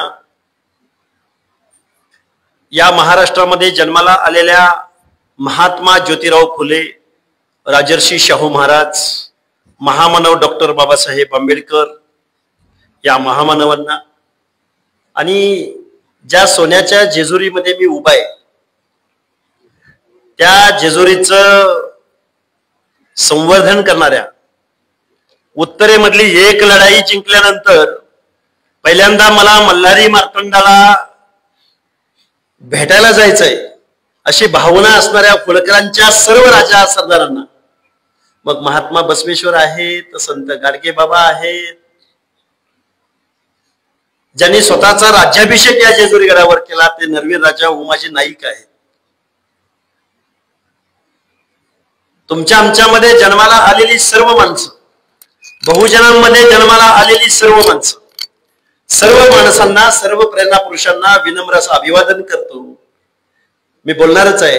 प्रत्येक महामानवाचं नाव, आता आपले 450 जाती आहेत. नवनाथजी, तुम्ही हा दसरा मेळावा इथं घेतलेले आहात. हा दसरा मेळावा खऱ्या अर्थानं हा बहुजनांचा दसरा मेळावा होतोय, कारण या विचार मंचावरती सर्वजण उपस्थित आहेत. ऍडव्होकेट मंगेश ससाने साहेब उपस्थित आहेत, बापूरावजी सोनवलकर उपस्थित आहेत, आमचे सहकारी, जुने सहकारी. आज ते इथं विचार मंचावर बघून एवढा कॉन्फिडन्स वाढला आमचा. महाराज शिवानंदजी हैबतपुरे साहेब, तुम्ही खरं तर आपण सगळीजण माणसं एकत्र आलो ना या विचार मंचावरती. कुंभार समाजात आहेत, सगळ्या माणसं समाजाची, गडशी आहेत, वैदू आहेत, किती जणांची नावं घ्यावीत.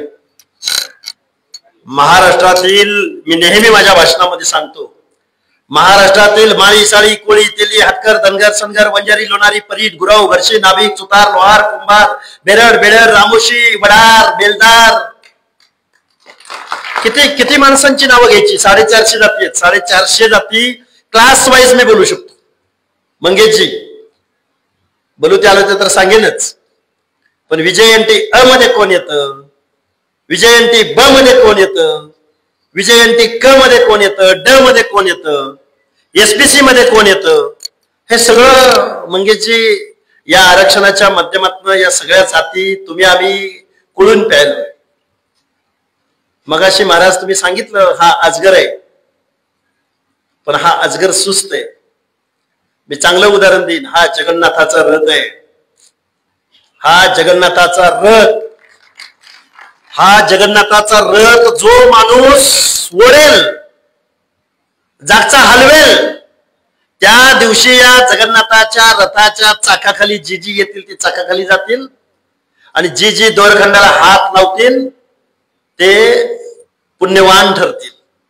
मग आता या जगन्नाथाच्या रथाला हात लावायचा का चाकाखाली यायचं? मग चाकाखाली कोण कोण महाराज?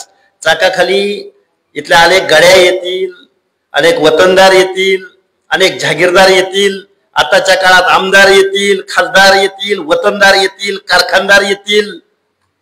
आज आम्ही खरं तर जेजुरी गडावरती जेजुरीच्या या पवित्र नगरीमध्ये आलो. हा बहुजनांचा दसरा मेळावा होतोय. महाराष्ट्रामध्ये अनेक मेळावे होतात. आता संख्या कमी आहे पण जबाबदार माणसं आलीत. नवनाथजी जबाबदार माणसं आलीत. आता मला खूप आरडून आरडून तावा बोलायचं होतं. हा माणसंच माझी एवढी दर्दी आहेत, मला संवाद साधायचा. आता आरडून बोलायचं नाही. आज या ठिकाणी तुम्ही सगळेजण उपस्थित राहिलेले आहात. एका बाजूला या खंडेरायाचं थोडक्यात येळकोटचा अर्थ महाराजांनी सांगितलंय. सानप साहेब, भगवानगडावरचा दसरा मेळावा, पोहरा देवीवल्ला जमा होणारा बंजारा समाज, माळेगावच्या खंडोबाला येणारे सगळे भटके, सगळी बहुजन माणसं, चौंडीला येणारी माणसं, अरणला येणारी माणसं आणि जेजुरीच्या खंडोबाला येणारी माणसं. खंडोबाच्या यात्रा मला वाटतं वर्षातनं 3, 4, 5 यात्रा भरतात. सोमवती अमावस्या म्हटली की वेगळ्याची, अमुक वेळची जत्रा म्हणले की वेगळ्यांची. या जेजुरीचा खंडोबा म्हणजे मारवाड्याचं कुलदैवत, माळसागंत, ब्राह्मणांचं कुलदैवत, लिंगायताचं कुलदैवत, मग धनगराचा, मातंगाचा, बेरड रामोशाचा. महाराष्ट्राचं खऱ्या अर्थानं कुलदैवत जर कोणतं असेल, आराध्य दैवत जर कोणतं असेल तर तो म्हणजे जेजुरीचा खंडेराया. आज देशभरामध्ये अनेक तीर्थक्षेत्रांना शेकडो करोड रुपये दिले जात आहेत. आमच्या या जेजुरीच्या खंडोबारायाला सुद्धा शेकडो करोड रुपये आले पाहिजेत. पण हे कधी शक्य आहे? तुम्ही ज्यावेळी राजसत्तेमध्ये असाल त्यावेळी. महाराज महात्मा बसवेश्वरांनी जगाच्या पाठीवर सगळ्यात पहिल्यांदा लोकशाही कुणी दिली तर त्या महामानवाचं दैवताचं नाव आहे महात्मा बसवेश्वर.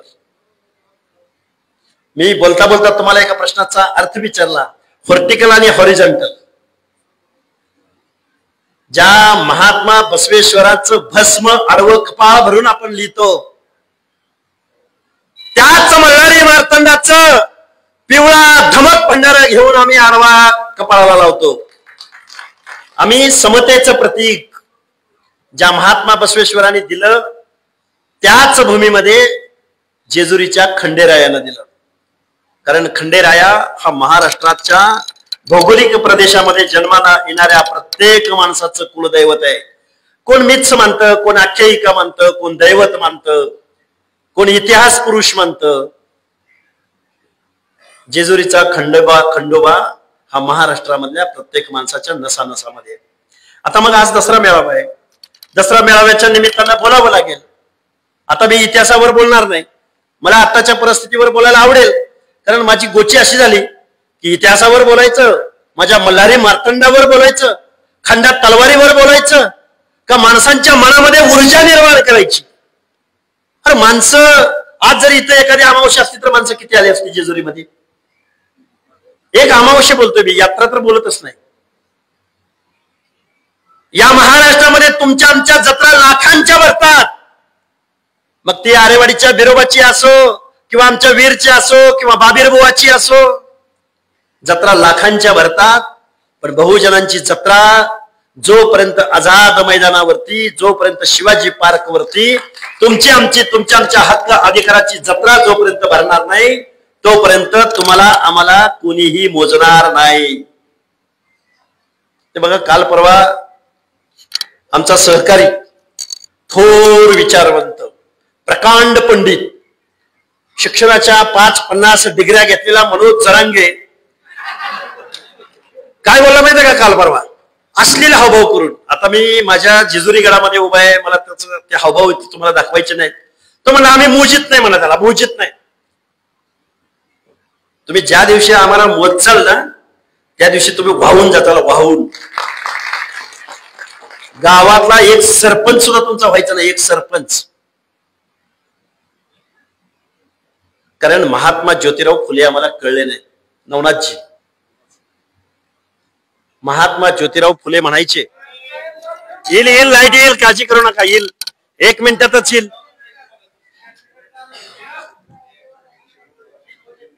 महात्मा ज्योतिराव फुले म्हणायचे, सत्य वाचून सकळ कळा, झाल्या अवकळा. तुमच्या आमच्यावरती ही वेळ का आली? सत्य वाचून सकळ कळा, झाल्या अवकळा. शिक्षणाच्या बाबतीमध्ये काय म्हणायचे? आता हे म्हणाल तुम्ही, हे सर आम्ही वाचलंय, हे आम्ही ऐकलंय, हे आम्ही सुविचारात बोललोय, पण ते प्रत्यक्षात कधी येणार? विद्येविना मती गेली, मतीविना नीती गेली, नीतीविना गती गेली, गतीविना वित्त खचले. काय वित्त गेले? वित्ताविना शूद्र खचले. इतके अनर्थ एका अविद्येने केले. कधी कळतील हो महात्मा ज्योतिराव फुले तुम्हाला आम्हाला? ज्या दिवशी महात्मा ज्योतिराव फुले कळतील ना. एक उदाहरण सांगतो तुम्हाला. या भारत देशाला स्वातंत्र्य द्यायचं होतं. इंग्रजांचं राज्य या देशावरती होतं. महाराज इथले संस्थानिक म्हणजे आताचे आमदार, खासदार, जागीरदार, वतनदार, कारखानदार, दरकदार आहेत ना, या सगळ्यांचे पूर्वज संस्थानिक, ज्यांनी 400-500 वर्षाचं लिटरेचर या महाराष्ट्रामध्ये डॉमिनंट कास्ट म्हणून, राज्यकर्ते जमात म्हणून इथल्या बहुजनांवरती ज्या लोकांनी शोषण केलं, त्यांचे वारस किंवा त्यांचे पूर्वज इंग्रजांना काय मागत होते माहितीये का महाराज? इंग्रजांना मागत होते, आमची गडी टिकली पाहिजे, आमचा किल्ला टिकला पाहिजे, आमचं वतन टिकलं पाहिजे, आमचा राज्याभिषेक सोहळा टिकला पाहिजे, आम्हाला छत्रपती म्हटलं जातं, हे छत्रपती पद आम्हाला. अरे छत्रपती कुणाला म्हटलं गेलं? छत्रपती राजा शिवाजीला म्हटलं गेलं. रयतेचा राजा छत्रपती शिवाजी महाराजांना छत्रपती म्हटलं गेलं. ज्यावेळी रयतेचा राजा छत्रपती शिवाजी महाराजांना छत्रपती म्हटलं जात होतं, त्यावेळी हे छत्रपती पद दुसरं कुणाला लावलं जात होतं का? त्या शब्दाचा आव आणि आदब किती मोठा आहे. ज्या रयतेचा राजा छत्रपती शिवाजी महाराजांच्या स्वराज्यासाठी 18 पगड जातीच्या माणसांनी जीवाची कुर्बानी केली. जेव्हा महाले, शिवा काशी, बेहरजी नाईक, किती माणसांची, तानाजी मालुसरे, आता सगळी माणसं सांगायची म्हटलं तर हिरोजी इंदलकर, किती किती माणसांची नावं सांगायची. शिवाजी महाराजांच्या स्वराज्याच्या पडळकर साहेब जिब्यांना छत्रपती शिवाजी महाराजांच्या स्वराज्याचं जे तोरण बांधलं, ज्या तोरणा किल्ल्यावरती, तो तोरणा किल्ला कुणाचा होता? धनोजी धनगर नावाच्या गवळी धनगराचा तो किल्ला होता. तो तिथं त्याचा तो टक्का कुणाला दिला जायचा? बादशाला, आदिलशहांना दिला जायचा. त्याचा टॅक्स आत्ताच्या भाषेमध्ये तो धनोजी धनगर म्हणला छत्रपती शिवाजी महाराजांना. आता ही इतिहासात नाही, इतिहासाच्या पानावर तुम्हाला ते बघायला मिळणार नाही. आपला इतिहासच लिहिला नाही. इतिहास वाचायचं म्हणलं की 200, 300, 400 वर्षापूर्वीचा. अरे पण त्याच्या अगोदर खंडोबा म्हणजे कोण? बिरोबा म्हणजे कोण? धुळोबा म्हणजे कोण? बा वर्गातले सगळे दैवत, धुळोबा, खंडोबा, बिरोबा, मसोबा, कोण आहेत ही कोण आहेत? ज्यावेळी लिहायचा शोध लागला नव्हता, ज्यावेळी संसाधनं नव्हती, त्यावेळी दैवताच्या रूपानं इथल्या गावगाड्यावरती अधिराज्य गाजवणारी माणसं कोण होती? आता महाराज इतिहासावर बोलावं का परत कशावर बोलावं? मानवशास्त्रावर बोलावं, आरक्षणावर बोलावं का राजकारणावर बोलावं का समाजकारणावर बोलावं का शिक्षणावर बोलावं, कशावर बोलावं? या महाराष्ट्रामधल्या सगळ्या लोकांना माझं सांगणं आहे, आपला इतिहास जाज्वल्य आहे. आपला इतिहास खूप मोठा आहे. मला इथं येण्याच्या अगोदर मला काही लोकांनी सांगितलं की जेजुरी मधलं होळकरांचं चिंचेचं बन कुठं आहे, होळकरांच्या इस्टेटी कुठं आहेत. माझ्यावरती नेहमी झगडे साहेब, माझ्यावरती आरोप केला जातो की लक्ष्मण हाके नेहमी पवार कुटुंबियावरती टीका करतो. होळकरांच्या या संस्थांच्या सगळ्या जमिनी वतनांच्या जमिनी फक्त जेजुरी पुरता विचार करायचा झाला तर शरदचंद्रजी पवारांचे मानसपुत्र विजयराव कोलतेंच्या संस्थेनं हडप केल्यात. आता चिंचेचा तलाव तेवढा शिल्लक आहे, होळकरांचा वाडा तेवढा शिल्लक आहे आणि जेजुरी गडावरच फक्त त्या गडाच्या आतमधलं तेवढं शिल्लक आहे. बाकी सगळं आणि कोण आणि कुणाच्या जोरावर? ज्या माणसांना तुम्ही आम्ही आमदार खासदार केलं, ज्या माणसांना तुम्ही मुख्यमंत्री केलं, ज्या माझ्या बारामती परिसरामधल्या लोकांनी, अरे तुमची आमची सोन्यासारखी माणसं, एज्युकेटेड माणसं घरी बसवली, ज्यांची तळी तुम्ही आम्ही नेहमी उचलली, त्या माणसांनी तुमच्या जमिनी लाटल्या, तुमचे हक्काधिकार लाटले, महाराष्ट्राच्या तिजोरीच्या चाव्या स्वतःच्या कबरेला ठेवल्या. त्या माणसांनी तुमचं आमचं आज रोजी ओबीसीचं आरक्षण संपवलंय. ओबीसीचं आरक्षण संपवलंय. मिळालं कधी महाराज? 93-94 ला. आणि गेलं कधी? 2004 ला. चालू होते का? 2004 ला खऱ्या अर्थानं हे आरक्षण गेलं. कधी गेलं मंगेशजी? 2004 ला हे आरक्षण गेलं. कसं गेलं 2004 ला? नवनाथजी, एक दलिताचा मुख्यमंत्री या महाराष्ट्रामध्ये झाला, सुशील कुमार शिंदे नावाचा. अरे सुशील कुमार शिंदे नावाचा मुख्यमंत्री झाला म्हणून आपल्या विधानसभेचा मंत्रिपदाचा राजीनामा कुणी दिला? तर स्वर्गीय आनंदराव देवकात यांनी दिला. एक दलिताचा मुख्यमंत्री होतोय, आपली जागा रिकामी करून दिली, तिथं सुशील कुमार शिंदे निवडून आले. मग सुशील कुमार शिंदे यांची जागा रिकामी झाली खासदारकीची. सुशील कुमार म्हणले आम्ही तुम्हाला खासदार बनवू.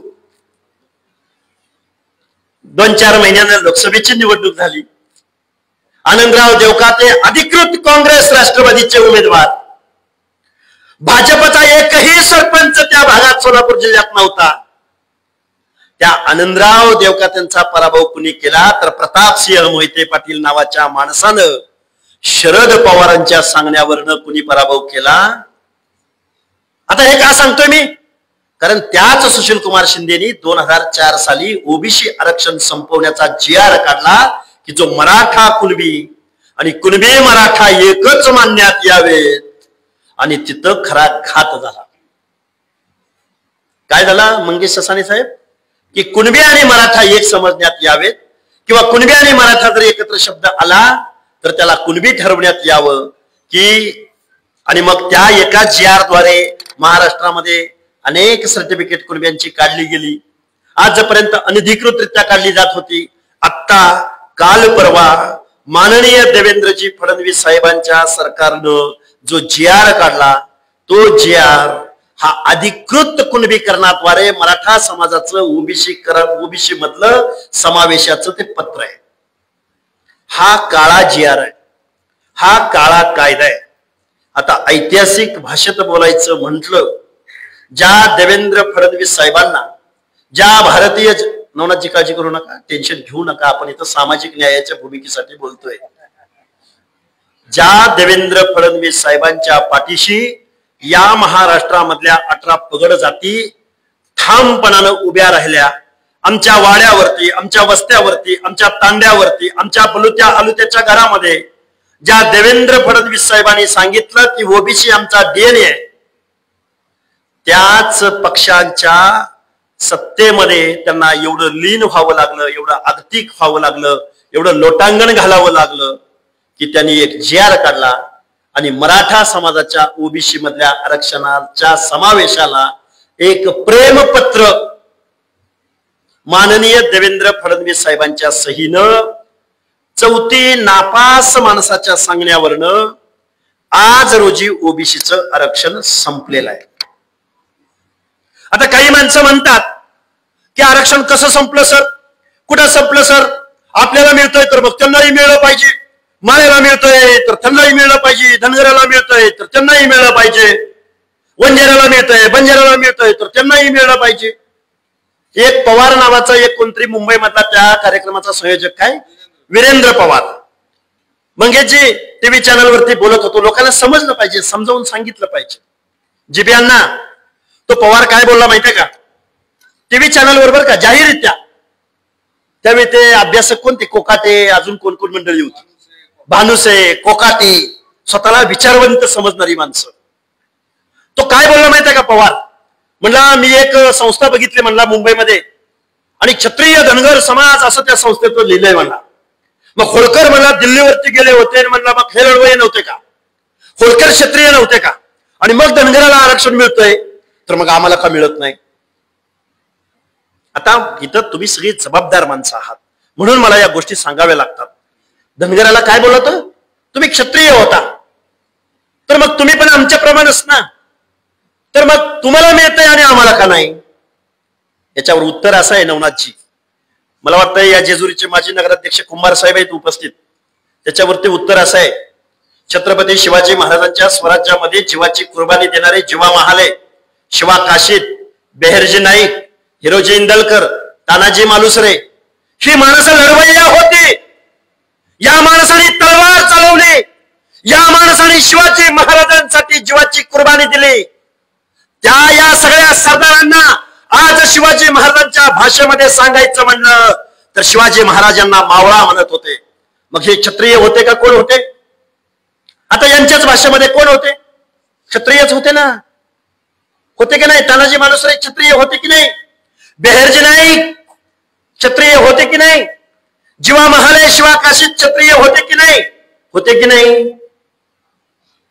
मग आता महाराज जीवा महालेच्या वारसदारांना जर दाखला काढायचा म्हटलं तर हिंदू नाभिक, होळकरांच्या वारसदारांना जर दाखला काढायचा म्हटलं हिंदू धनगर,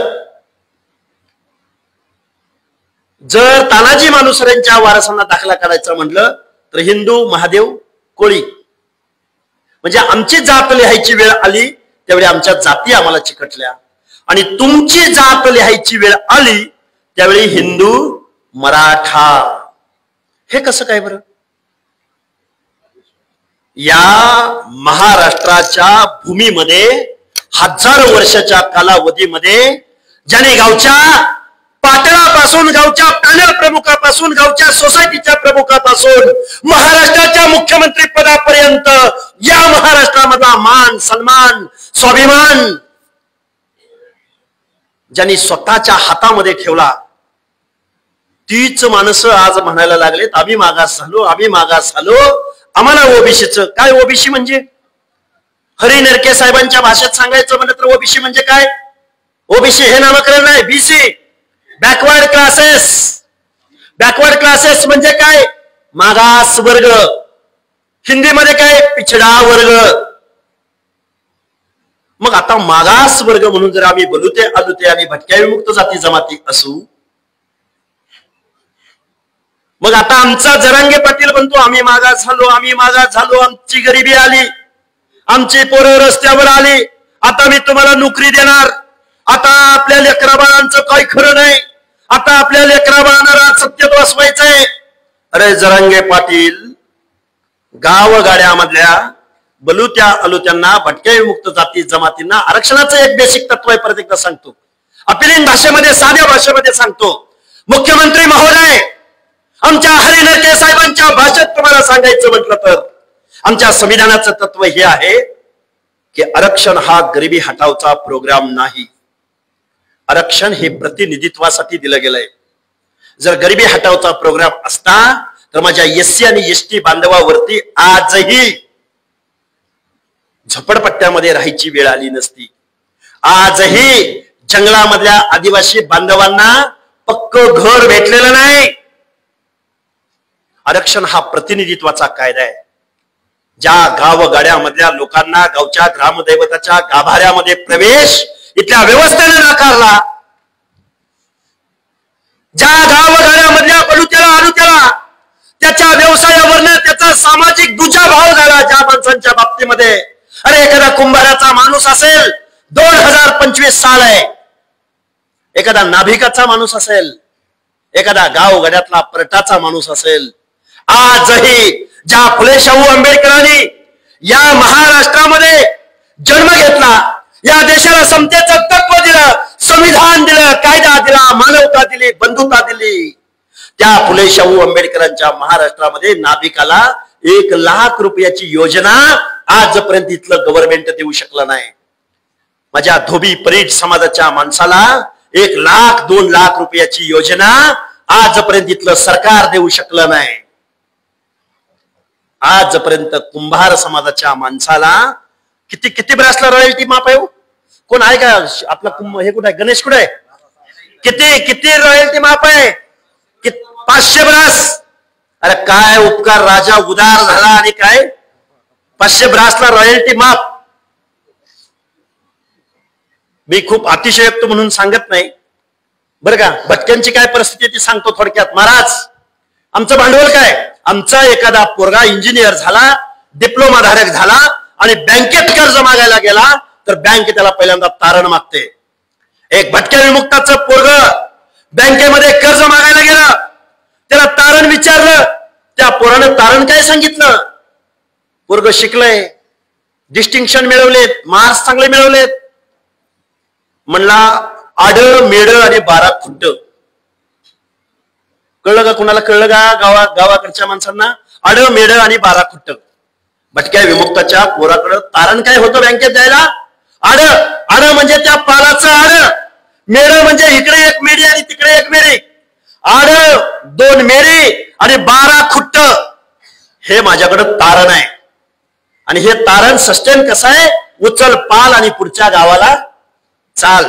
10 ते 12 दिवसाच्या पलीकडं आजही आम्हाला गावच्या एखाद्या गावामध्ये 12 दिवसाच्या पलीकडे राहण्याचं परवानगी नाही. आला तुम्ही म्हणाल काय बोलतोय, कसलं बोलतोय? हे झालं भटक्याचं, हे झालं बलुत्याचं. अरे ही माणसं सामाजिक न्यायाच्या प्रतीक्षेमध्ये आहेत. मग आता तुमच्यामध्ये भांडण लावलं जातं. जरांगे नावाचा माणूस म्हणतो मळ्याने खाल्लो, धनगराने खाल्लो, वंजाऱ्याने खाल्लो, बंजाऱ्याने खाल्लं, मायक्रो घटकापर्यंत पोचूच दिलं नाही. माझ्या इथं बलुत्या आलुत्यामधली सगळी माणसं इथं उपस्थित आहेत. मला यांना जबाबदारीनं सांगायचंय, नवनाथजी, तुम्ही माणसांनी पुढे येऊन पर्याय दिला नाही म्हणून या माणसांना अशी भाषा सुचते.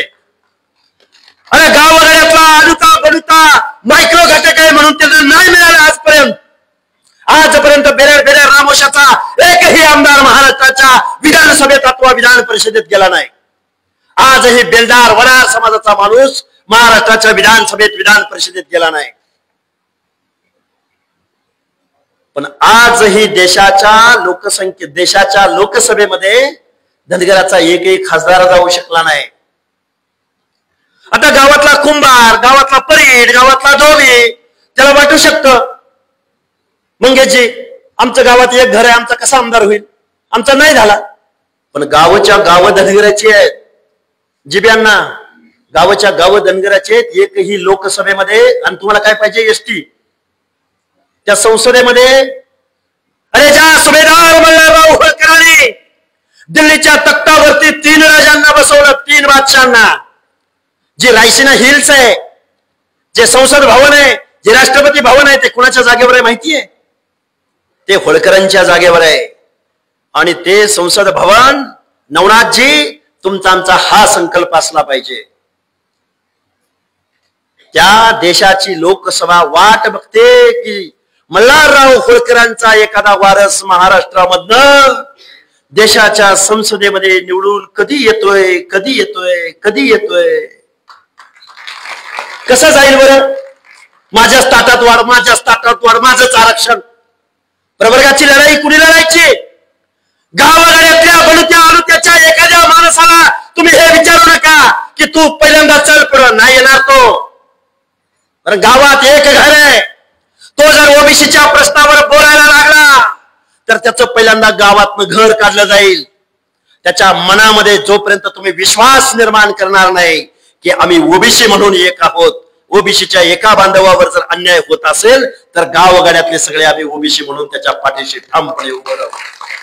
हा विश्वास कधी निर्माण होईल? गावगाड्यातल्या सगळ्या लोकांना एकत्रित करून तुम्हाला आम्हाला सगळ्या लोकांना पुढे घेऊन जावं लागेल. हे बलुत्याचं आलुत्याचं आरक्षण आहे. बर देवेंद्रजी फडणवीस साहेब, मला तुम्ही एक सांगा.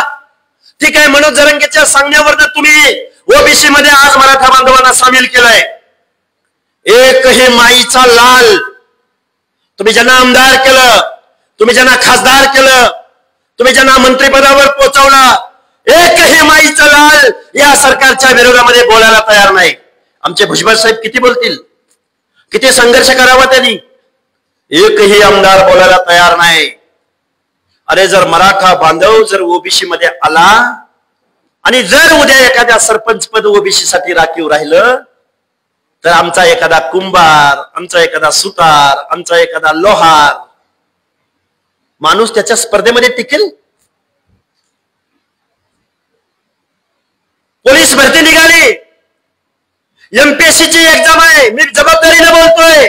एमपीएससी, अरे मिलिटरीचं पोलीस भरतीचं सोडून द्या. Maharashtra public service commission, Ajitdada Pawar, उगाच नाव नाही घेत मी तुमचं. अजितदादा पवारांच्या कमरेला तिजोरीच्या चाव्या आहेत. महाज्योतीला पैसे देत नाही. मंगेशजी ससाने आणि आम्ही गिरगावच्या समुद्रामध्ये उड्या टाकल्या. अरे नाही ऐकलं अजितदादा पवारांनी. आपल्या जातीच्या सारथीच्या पोरांना मात्र त्यांच्या अकाउंटला 10 लाख रुपये जमा केले. पण महाज्योतीच्या माध्यमातून ओबीसीच्या पोरांनी 4-5 आंदोलनं केली. आम्ही समुद्रात उड्या मारल्या. पण याच महाजातीयवादी अजितदादा पवारांनी या ओबीसीच्या पोरांच्या स्कॉलरशिपला पैसे दिले नाही. मंगेशजी तुम्ही गेलात सारथीच्या बिल्डिंग समोर, Brihan Maharashtra college of commerce आणि सिम्बायोसिस कॉलेजच्या मध्ये एखाद्या शेअर मार्केटच्या बिल्डिंगला लाजवेल अशी सारथीची इमारत अजितदादा पवारांनी पुण्याच्या सिम्बायोसिस कॉलेज शेजारी उभी केली. पण ओबीसीच्या पोरांच्या नावानं जी महाज्योती निर्माण झाली त्या महाज्योतीला 1000 स्क्वेअर फुटाचं ऑफिस सुद्धा अजितदादा पवारांना आम्हाला दिलं नाही. तुमच्या पोरांना जिल्ह्याच्या ठिकाणी वसतिगृह नाही. तुमच्या पोरींना शिक्षणामध्ये नोकऱ्यासाठी स्कॉलरशिप स्पेशली मिळत नाही. हे सरकार येण्या अगोदर 20 महामंडळे जाहीर झाली. आज मला वाटतंय सत्तेमध्ये येऊन 1 वर्ष पूर्ण झाले. आजही या बलुतेदारांच्या महामंडळाला अध्यक्ष या सरकारकडे मिळाला नाही. बजेट मिळायचं लांब. महाराष्ट्राचं सानप साहेब, जिब्यांना तुम्ही कायदा जाणणारी माणसं आहात. महाराष्ट्राचं या वर्षीचं बजेट हे 7 लाख करोडच्या आसपास आहे. काय कमी जास्त असेल तुम्ही सांभाळून घ्या ना मला. 7 लाख करोडच्या आसपास आहे. त्या 7 लाख करोड पैकी ध्यान देऊन ऐकायचं सगळ्यांनी, 7 लाख करोड पैकी म्हणजे 100% पैकी धरू आपण. 7 लाख करोड पैकी अर्ध्या लोकसंख्येला माझ्या फुले शाहू आंबेडकरांच्या या पुरोगामी महाराष्ट्रामध्ये अर्ध्या लोकसंख्येला किती बजेटरी तरतूद आहे? 60% लोकांना किती पाहिजे? आता तुम्हीच मला सांगा. 60% लोकांच्या सामाजिक न्याय हक्काच्या योजनासाठी, स्कॉलरशिपसाठी, शिक्षणासाठी तुमच्या महामंडळांना बजेटच्या माध्यमातून, तुमच्या आश्रमशाळांना अनुदानाच्या माध्यमातून या महाराष्ट्राच्या 60% ओबीसी, भटक्या विमुक्त जाती जमाती, एसबीसीच्या लोकांना किती बजेट मिळायला पाहिजे? ते 7 लाख करोड बाजूला ठेवा. 100% पैकी किती मिळायला पाहिजे? कधी किती? राव सोडा हो, 7% काय बोलताय? किती मिळायला पाहिजे? नवनाथजी किती मिळायला पाहिजे? अरे जाऊ द्या, 50-25%. माझे पत्रकार बांधव आहेत का इथं? 25%. बरं 10%. बरं 5%. कुमार साहेब कुठे आहेत? हात वर करा. नगराध्यक्ष साहेब, 5%. बरं 2%. नाही.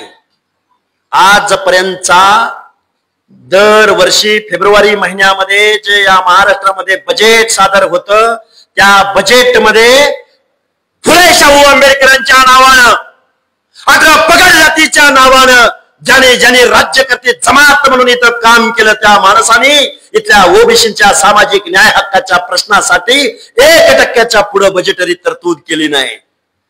हे 1% परत कशाचं ते पण इसकाटून सांगतो.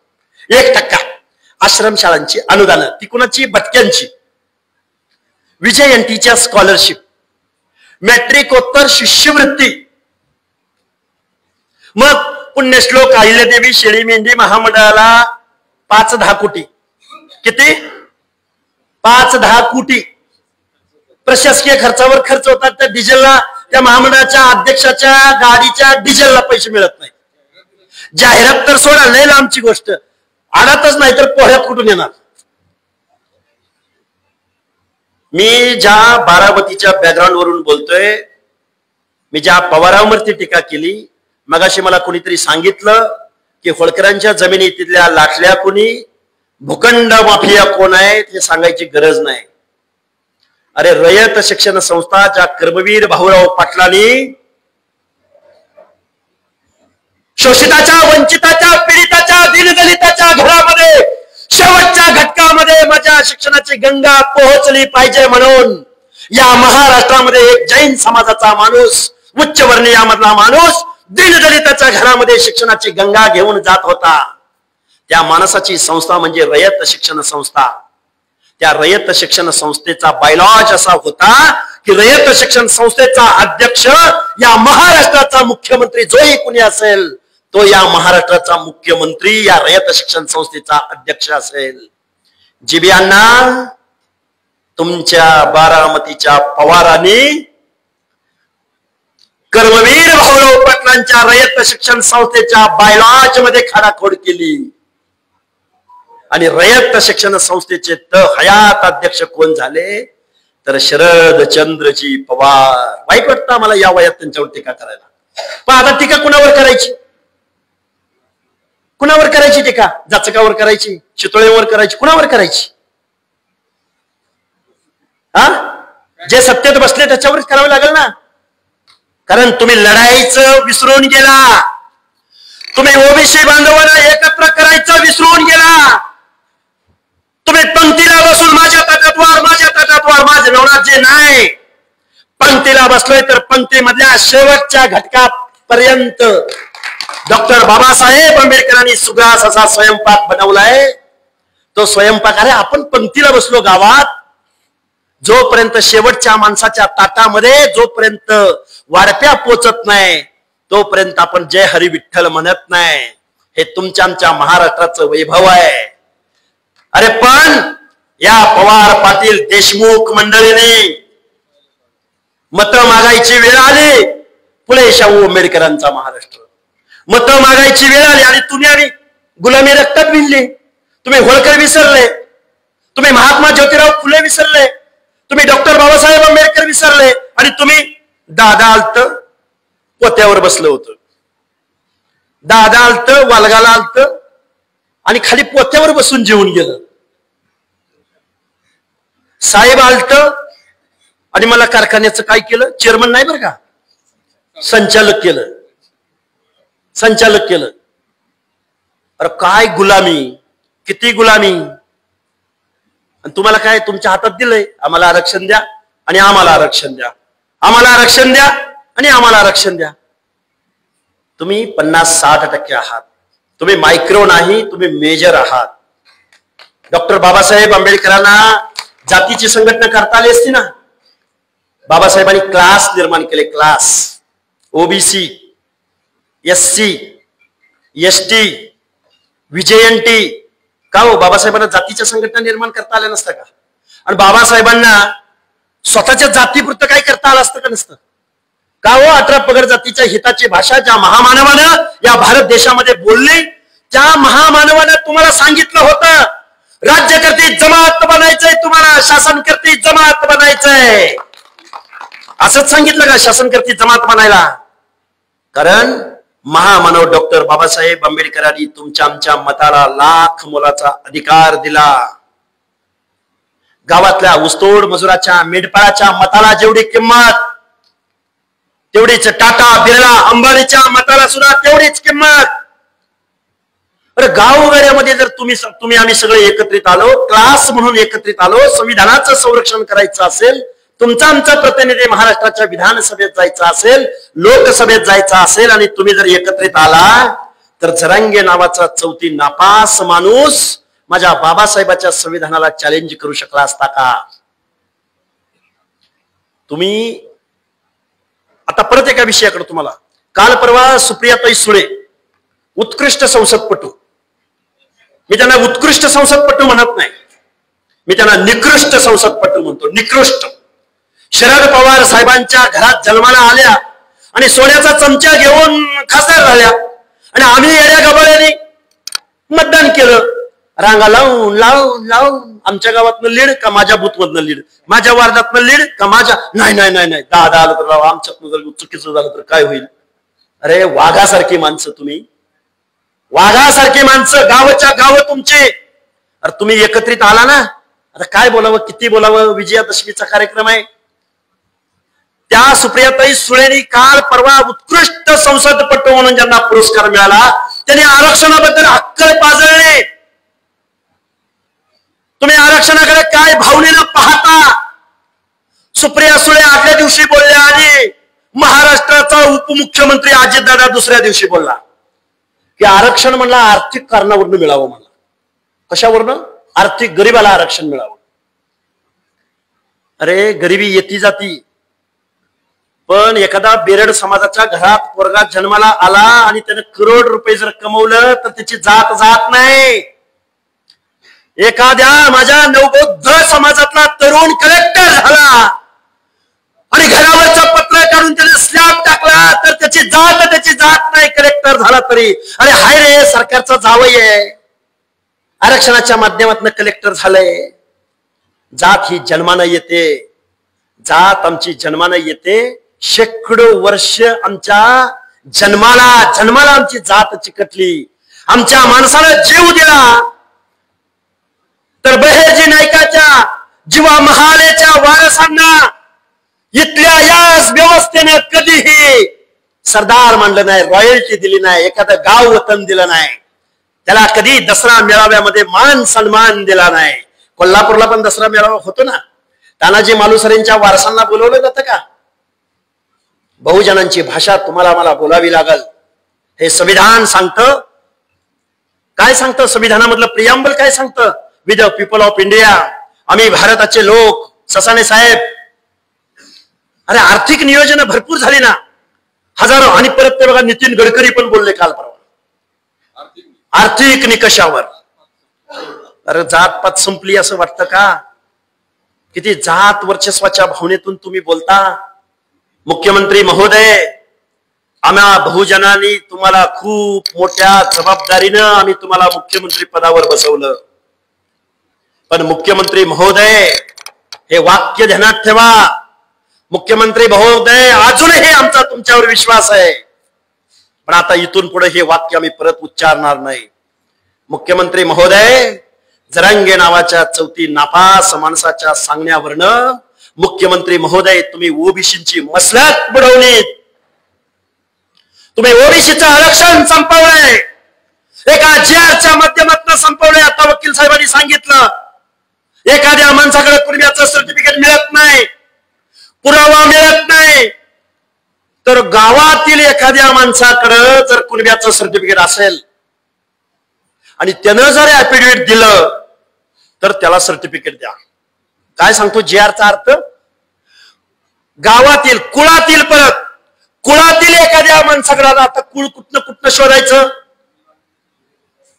कुठनं शोधायचं कुळ? झगडे साहेब, कुळ शिवाजी महाराजांचा राज्याभिषेक करायचा होता, गागा भट्टांनी कुळ कुठून शोधून आणलं? काशी विश्वेश्वर तिकडून कुठनं वर्णच कुळ शोधून आणलं. कुळ कुठलं? अरे जम्मू काश्मीर पासून कन्याकुमारी पर्यंत मौर्य कुळ आहे. मग आता कुळातल्या एखाद्या माणसाकडे सर्टिफिकेट असल्यावर अख्ख्या कुळातल्या माणसांना सर्टिफिकेट द्यायचं. हे झालं कुळ, गावके आणि पुन्हा काय नातेसंबंध. एखाद्या मुलानं आंतरजातीय विवाह केला, तो उच्चवर्णीय बरोबर केला, तर त्या उच्चवर्णीयामधल्या सगळ्या लोकांना सर्टिफिकेट द्यायचं. काय चाललंय? आंधळं दळतंय आणि कुत्रं पीठ खातंय. मुख्यमंत्री महोदय, एवढा बेजबाबदार, बेसुमार, घटना विरोधी, ओबीसीचं आरक्षण संपवणारा जीआर तुम्ही काढाल असं ओबीसींना अपेक्षित नव्हतं.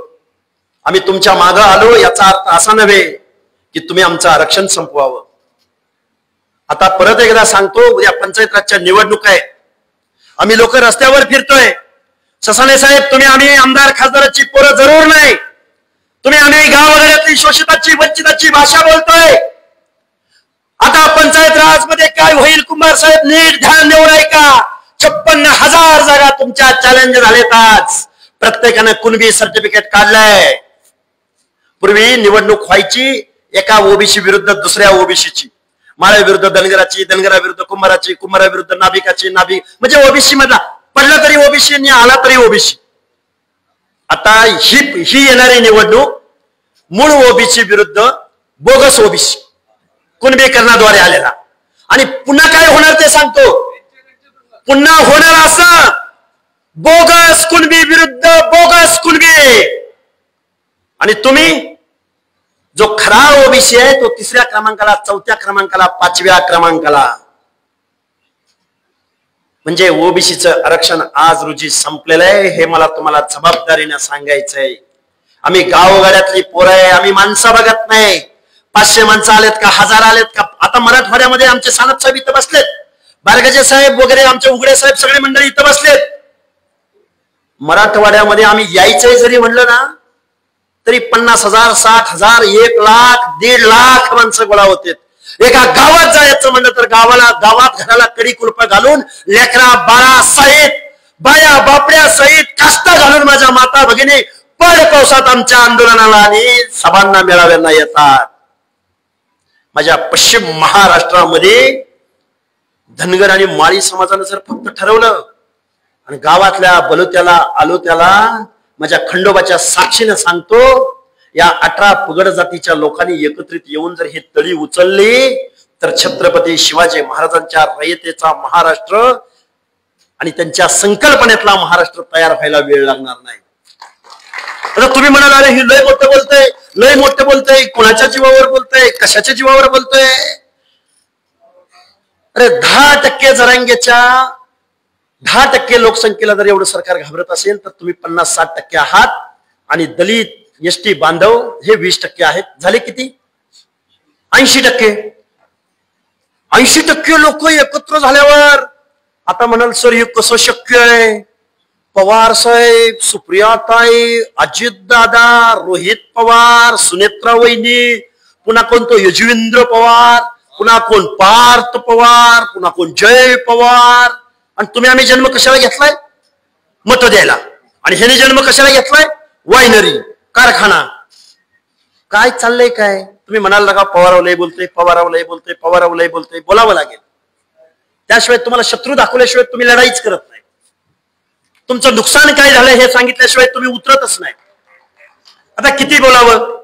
खूप मी आता कन्क्लुजन कडे येईल. माझी तुम्हाला सगळ्या लोकांना हात जोडून कळकळीची विनंती आहे की तुम्ही सगळ्या लोकांनी उद्याच्या पंचायत राजच्या निवडणुकीमध्ये खरा ओबीसी चालवा. 2 पावलं नवनाथजी, 2 पावलं बापूराव, 2 पावलं मागे यायचं. काय आहे पंचायतीमध्ये? झाला सरपंच, झाला पंचायती मेंबर, शाळेचं पत्र बसव, गटारीतली घाण काढ आणि लाईटीचा बल्ब, बरोबर आहे, लाईटीचा बल्ब बसव. आणि पुन्हा लईच चांगलं काम करतोय म्हणलं की भावकीत भांडण. अरे लग्नाला गडी जात नाही, गाव एकाच जातीचं पण भावकीत पाहुण्या रावळ्यात आडनावात भांडणं. महाराष्ट्राच्या विधानसभेमध्ये तिजोरीची चावी ठेवल्या आणि त्या तिजोरीची चावी नेहमी कुणाकडे आहे तर ती पवार कुटुंबियांकडे आहे. तुमच्या आमच्यावरती दैन्य, दास्य, दारिद्र्य येण्याचं कारण जे कुणा असेल तर ते पवार कुटुंबीय आहे. ते कधीही सत्तेच्या बाहेर नव्हते, नाहीत. आणि अमित शहाची सत्ता आली, पवार साहेबांचंच वटकान. उद्धव साहेब मुख्यमंत्री झाले, अजितदादा पवारच अर्थमंत्री. एकनाथ शिंदे मुख्यमंत्री झाले, तेच होते का अर्थमंत्री. आणि पुन्हा देवेंद्र फडणवीस मुख्यमंत्री झाले, अर्थमंत्री अजितदादा पवार. निवडणुका संपल्या की बहादरांचं कारखाना आजारी पडते. कारखाना आजारी पडलं, 100 कोटी, 125 कोटी, 75 कोटी, 150 कोटी. आणि तुमच्या आमच्या आश्रमशाळाला स्कॉलरशिपला पैसे नाहीत मिळणार. तुमच्या पोरांनी शिकायचं नाही. एखाद्या घिसाड्याचा कारखाना आहे, कुणी हातवर करून सांगता का मला? एखाद्या सुतारानं चिलिंग प्लांट टाकलाय, कोणी हातवर करून सांगता का? एखाद्या नाभिकानं सुतगिरणी काढली, कुणी हातवर करून सांगता का? आणि हे झाले बलुते आलुते. पण बहुसंख्येने असणाऱ्या धनगर, माळी, वंजारी असं एखादा दुसरा अपवाद, मला हात वर करून सांगता का कारखाना काढला? जिबियांना सांगा बरं तुमचे कारखाने किती? आईच्यानं सांगायचे. महाराष्ट्रामध्ये तुमचे कारखाने किती आहेत सांगता? त्यामुळं तुमच्या आमच्यात फूट पाडायचे ना, अरे माळ्याने धनगराने वंजाराने खाल्लंय, तुम्हाला काही मिळूच दिलं नाही. अरे 1% बजेट दिलंय तुम्ही आजपर्यंत. काय खाल्लं असेल लिंगायतानं? काय खाल्लं असेल बंजारानं?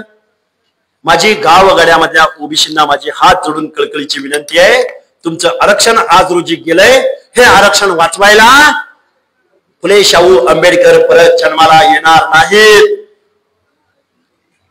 तुम्हाला परत या महामानवांचे विचार डोळ्यासमोर ठेवून तुम्हाला रस्त्यावर उतरावं लागेल. तुमच्या हक्क अधिकाराचं हे आरक्षण वाचवावं लागेल. इथल्या राज्यकर्त्या लोकांना विस्थापितांचा लढा, विस्थापित आणि बघा हो, माहितीये का दिल्लीमध्ये अरविंद केजरीवाल नावाचा माणूस होता. अरे एमपीएससी करणारी पोरं त्यांना विधानसभेची तिकीट दिली, त्यांनी स्पर्धा परीक्षेची पोरं अभ्यास करायला आलेल्या पोरांना तिकीट दिली, ते आमदार झाले. पंजाबमध्ये महाराष्ट्रापेक्षा वाईट परिस्थिती पंजाबमध्ये होती. पंजाब मधल्या एका घराच्या बाहेर आमदारकी खासदारकी कधी जात नव्हती. सगळ्या लोकांना पराभूत करून तो मान नावाचा मुख्यमंत्री तिथं त्यांनी दिला की नाही? गावगाड्यामध्ये तुम्ही आम्ही बहुसंख्येनं आहोत, मायक्रो नाही तर मेजर आहोत. ओबीसीचा हा कॉन्सेप्ट आपण सत्यात उतरूया. माझ्या आज जेजुरी गडावरती या दसरा मेळाव्याच्या निमित्तानं नवनाथजी, बापूराव, तुम्ही सगळ्या लोकांनी हा जो संकल्प सोडला, आपण या मल्हार चरणी, खंडोबाच्या चरणी आपण तळी उचलूया आणि 18 पगड जातीच्या एकीची हाक देऊया. आता काही म्हणाल हे काल्पनिक आहे, हे कुठं सत्यात येतं का, आणि ह्यांचं काय हाय, हे कुठं होत असतं का? अरे काशीराम नावाच्या माणसानं काय कारखाने होते का त्यांच्याकडे? पैसे होते का?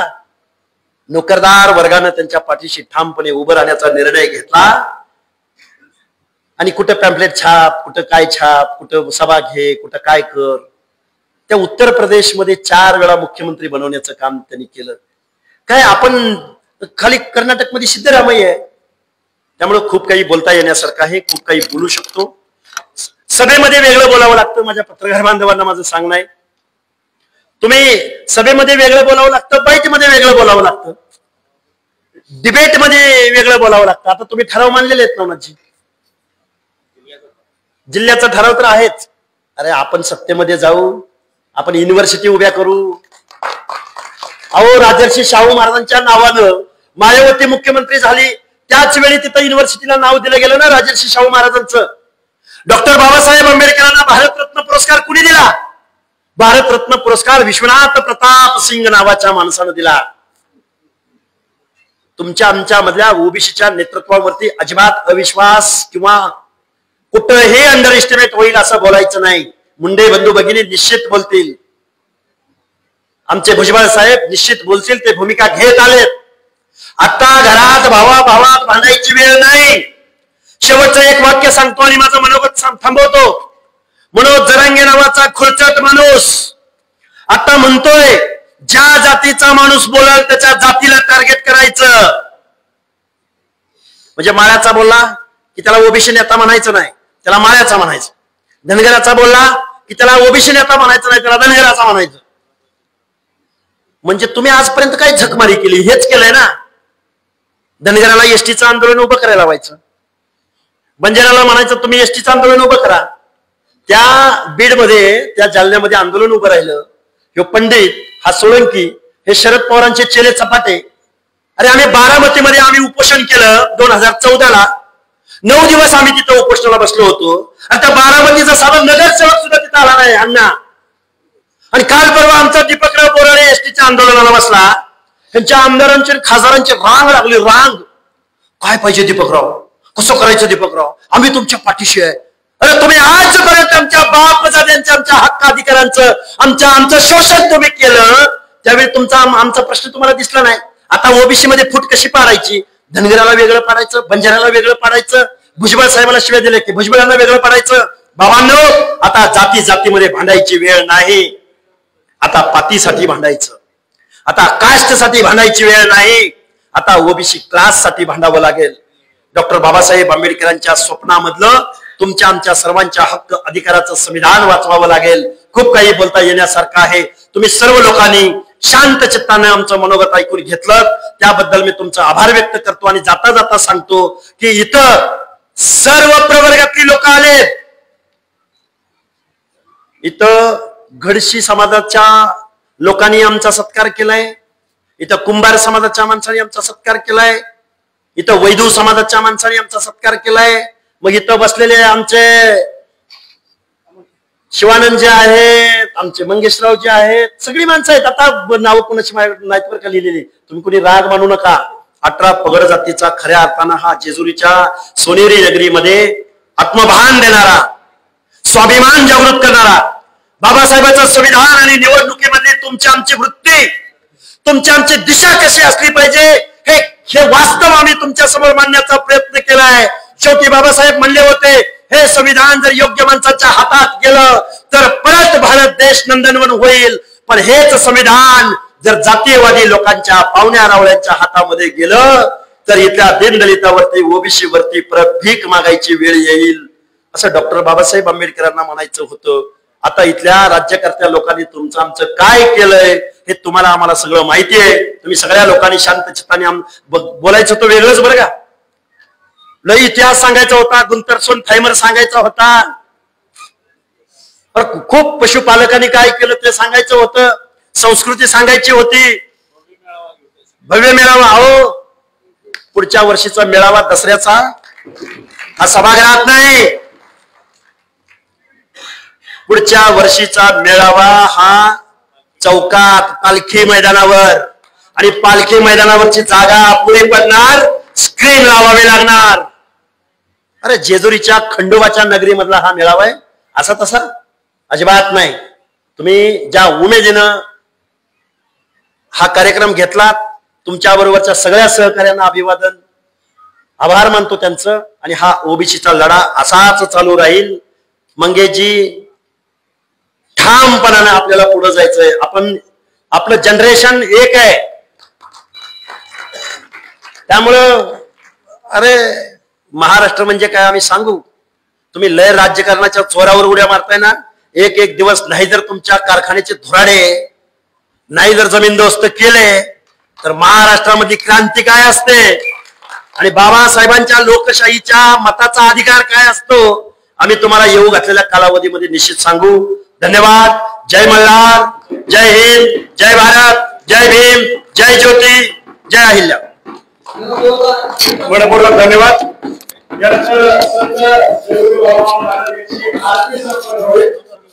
आणि